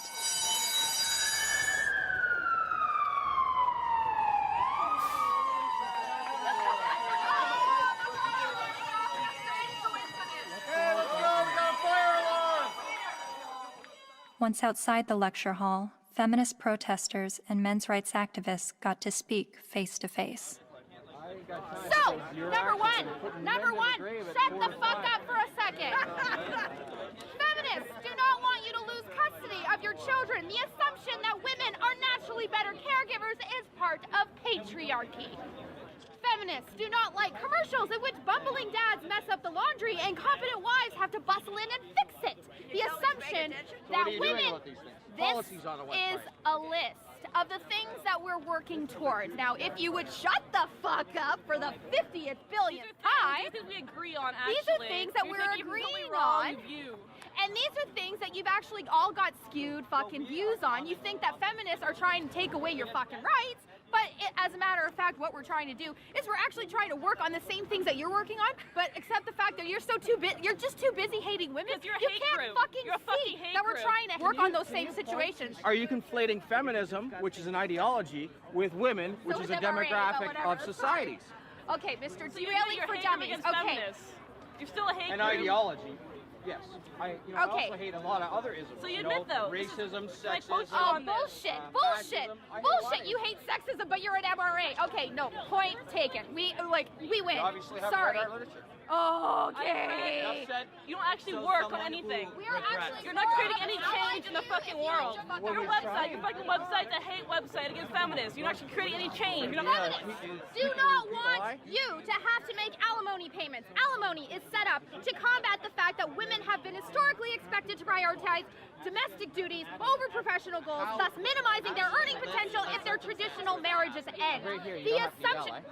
I'm reading, fuckface. I'm trying to I'm letting everybody else hear it, okay? It's not just for you, Mr. Entitled. The assumption that wives should... Why do you think the men's rights movement is at odds with feminism? What has created that clash and that war between each other?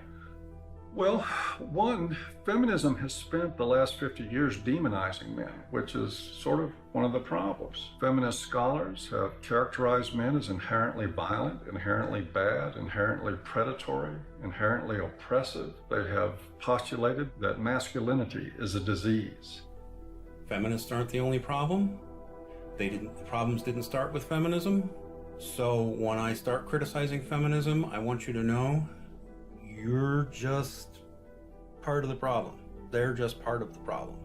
You calling men oppressors and women oppressed demonizes men, and I believe diminishes women at the same time.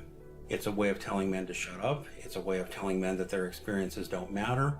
You tell a man he's privileged, therefore anything he's gone through or anything he has to say doesn't matter. His lived experiences don't matter because he's privileged. So, how old were you when you started calling yourself a feminist? Or how many years ago? It was probably about 3 years ago, I guess you can say. I'm relatively new. Yeah, but I'm pretty loud, so violence only helps the oppressor, not the oppressed. A lot of MRAs say that feminism doesn't fight for the rights of men. What would you say to that? Cry me a river. Really, because feminism is a movement about the discrepancies when it comes to women's equality, because we're still not there yet. You know, so don't even start with that whole, oh, but you don't think about the men's issue. Well, then, you know what? Start your own goddamn movement, which they have, but maybe make it a little more about legitimate issues like custody and alimony and things that you think are unequal, which all stem from patriarchy, not from, oh my God, feminists are trying to take away our kids. No, dipshit. That's not what we're trying to do. We're not trying to do that. I mean, if they look at the root causes of why, for example, you know, women get custody more often than men do, women are supposed to be the mothers. They're supposed to be the natural born caregivers. So obviously, duh, you has a vagina, so obviously you're going to be able to take care of the kitties. That's really what it is. It all stems from sexism against women. It's just the oppression dialectic needs to go. It's so hard to convince people to look at men's rights activism and support it without first allowing them to at least escape the stranglehold that feminism has on their minds. I do believe it is dogma. It's zealotry. There are good people in the feminist movement. There are not good people in the radical feminist movement.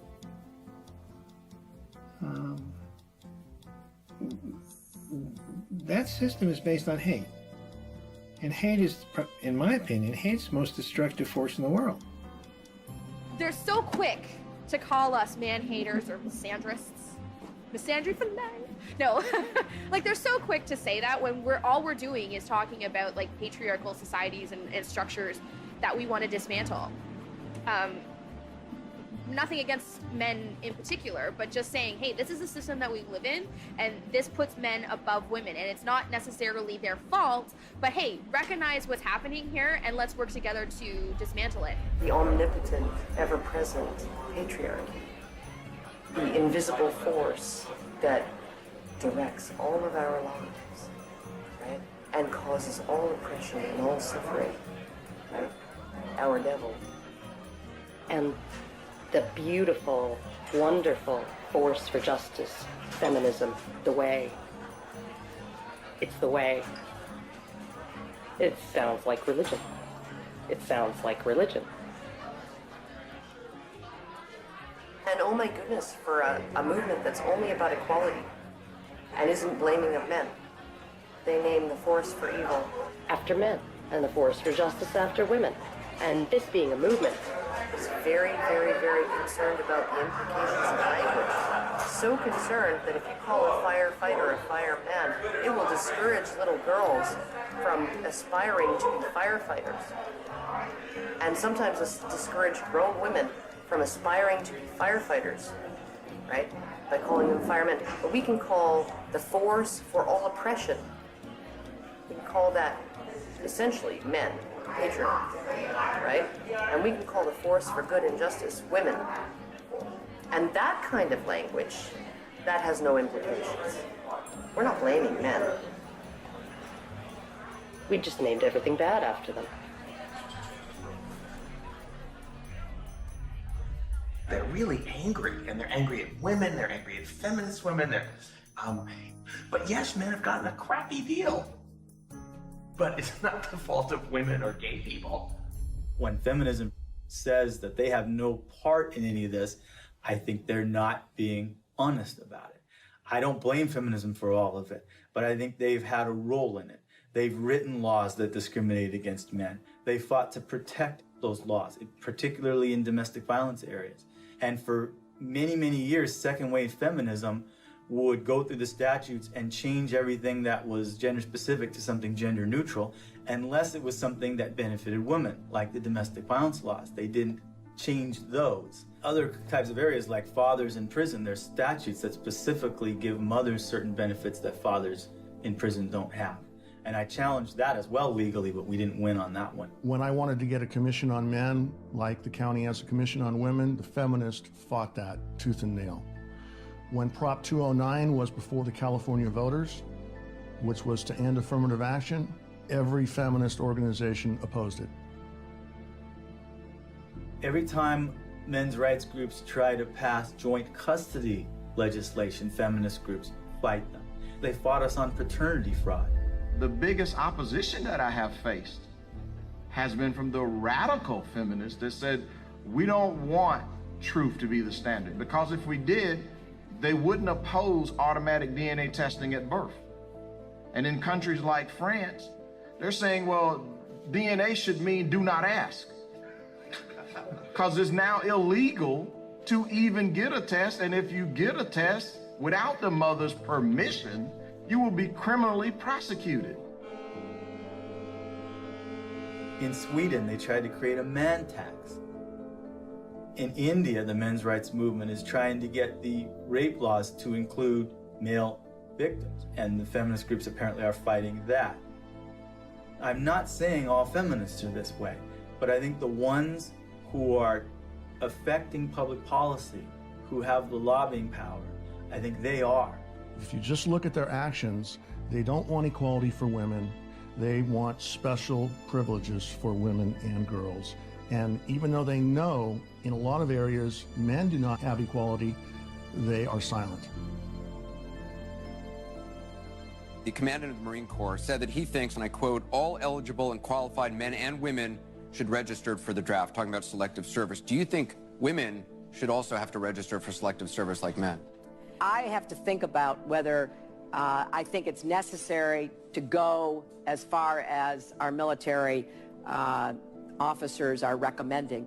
The idea of having everybody register concerns me a little bit unless we have a better idea of where that's going to come out. Where I want people to register, I want every young person to register at the age of 18 to be able to vote automatically. And I think if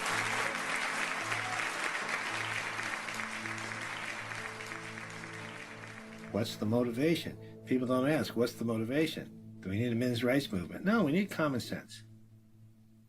You know, but if there's going to be this women's movement, and this is the movement that's going to do all these things, then maybe we need a counterbalance. They call the men's rights movement or a men's movement. And I hate to see either one of them. I think it's a shame. I think it's destructive.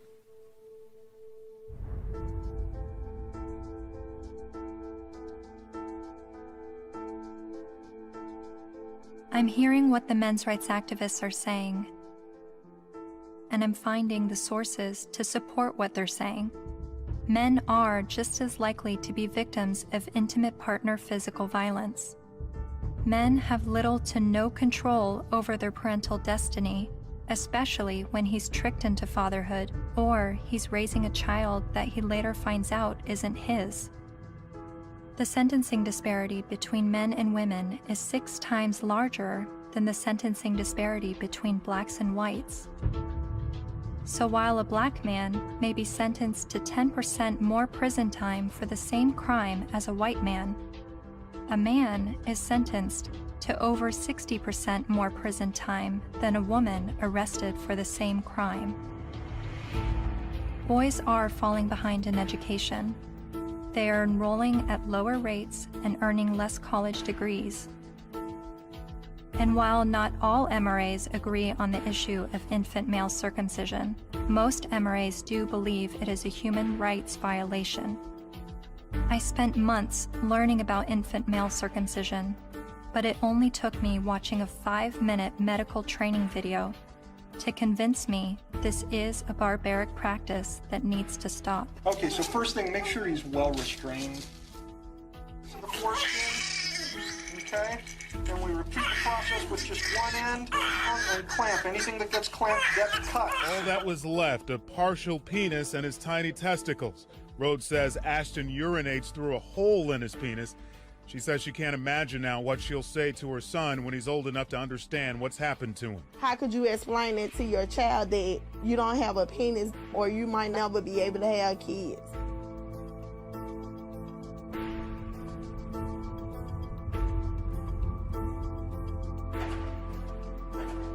Yes, men are the majority of workplace deaths and injuries, war deaths, suicides. They have a shorter life expectancy.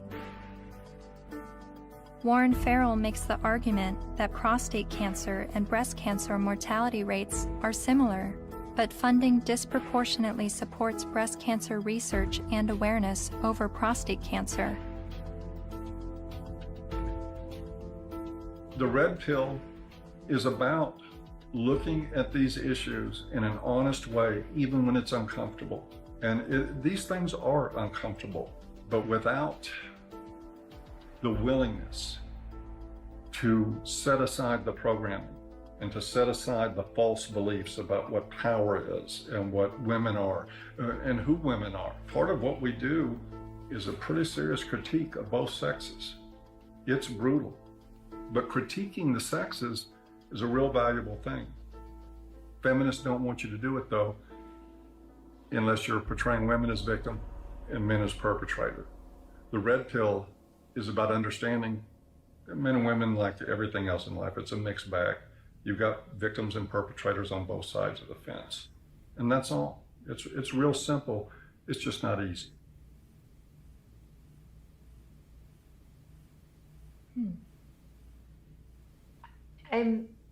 I think I agree with everything you said, but there's still some kind of unsettling doubt, and I don't know where that's coming from.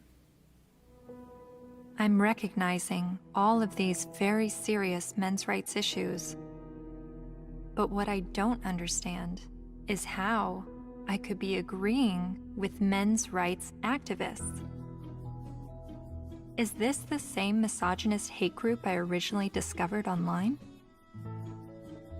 The Southern Poverty Law Center has classified that group and men's rights groups as hate groups.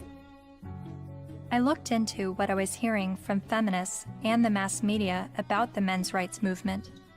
I've read a lot and I've heard a lot that the men's rights movement has been labeled a hate group by the Southern Poverty Law Center. Is that correct? That's not quite true. No, they got it wrong. No, this was somehow written up on some kind of anti-men's rights websites as us having listed them as hate groups and so on. That we didn't do.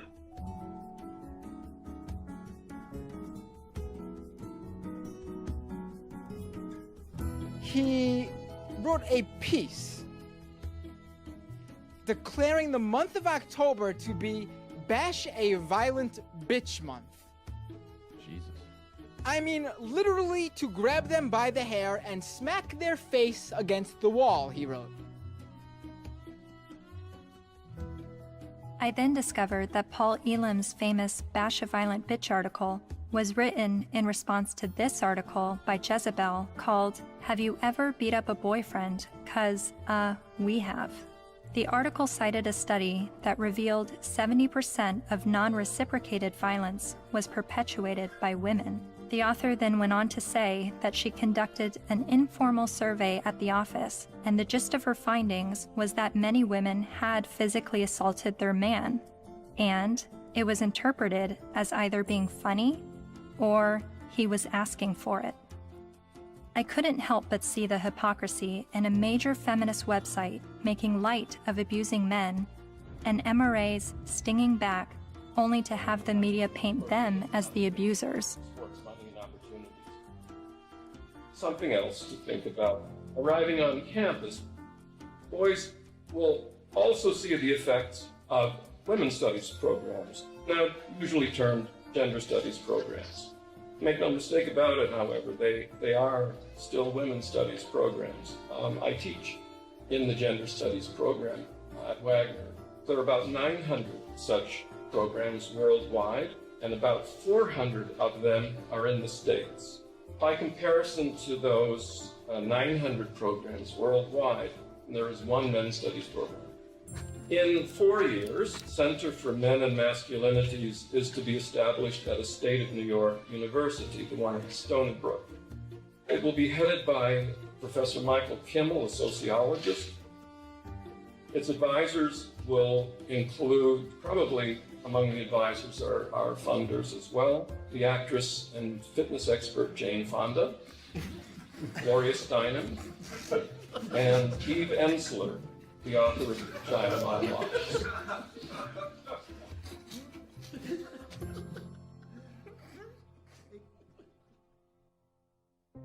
After my year of filming men's rights activists and feminists, my descent into the rabbit hole was not slowing down. My education on gender politics was really just beginning. I learned about other sectors of the online manosphere, like MGTOW, Men Going Their Own Way, and a forum on Reddit called The Red Pill, which is separate from the men's rights community and they do not see eye to eye. I'm told an easy way to remember the difference is that while MRAs want to change the system, Reddit's The Red Pill want to take advantage of the system, and MGTOW want to leave the system. There are so many perspectives on gender, and I believe they are all worthy of listening to. However, the conversation is being silenced. For a society to accept anything said on behalf of women's rights, and then to shame any dialogue about men's rights and call it hate speech is precisely the problem. I don't know where I'm headed, but I know what I left behind. I no longer call myself a feminist.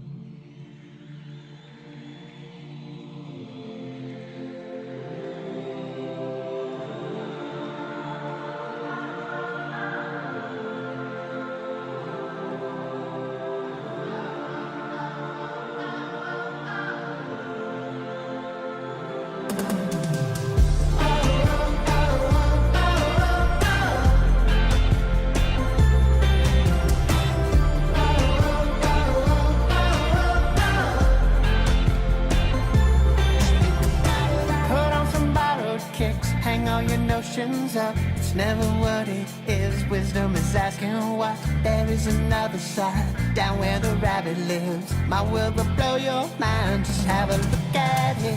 Think about it. Think about it. Think about it. Think about it.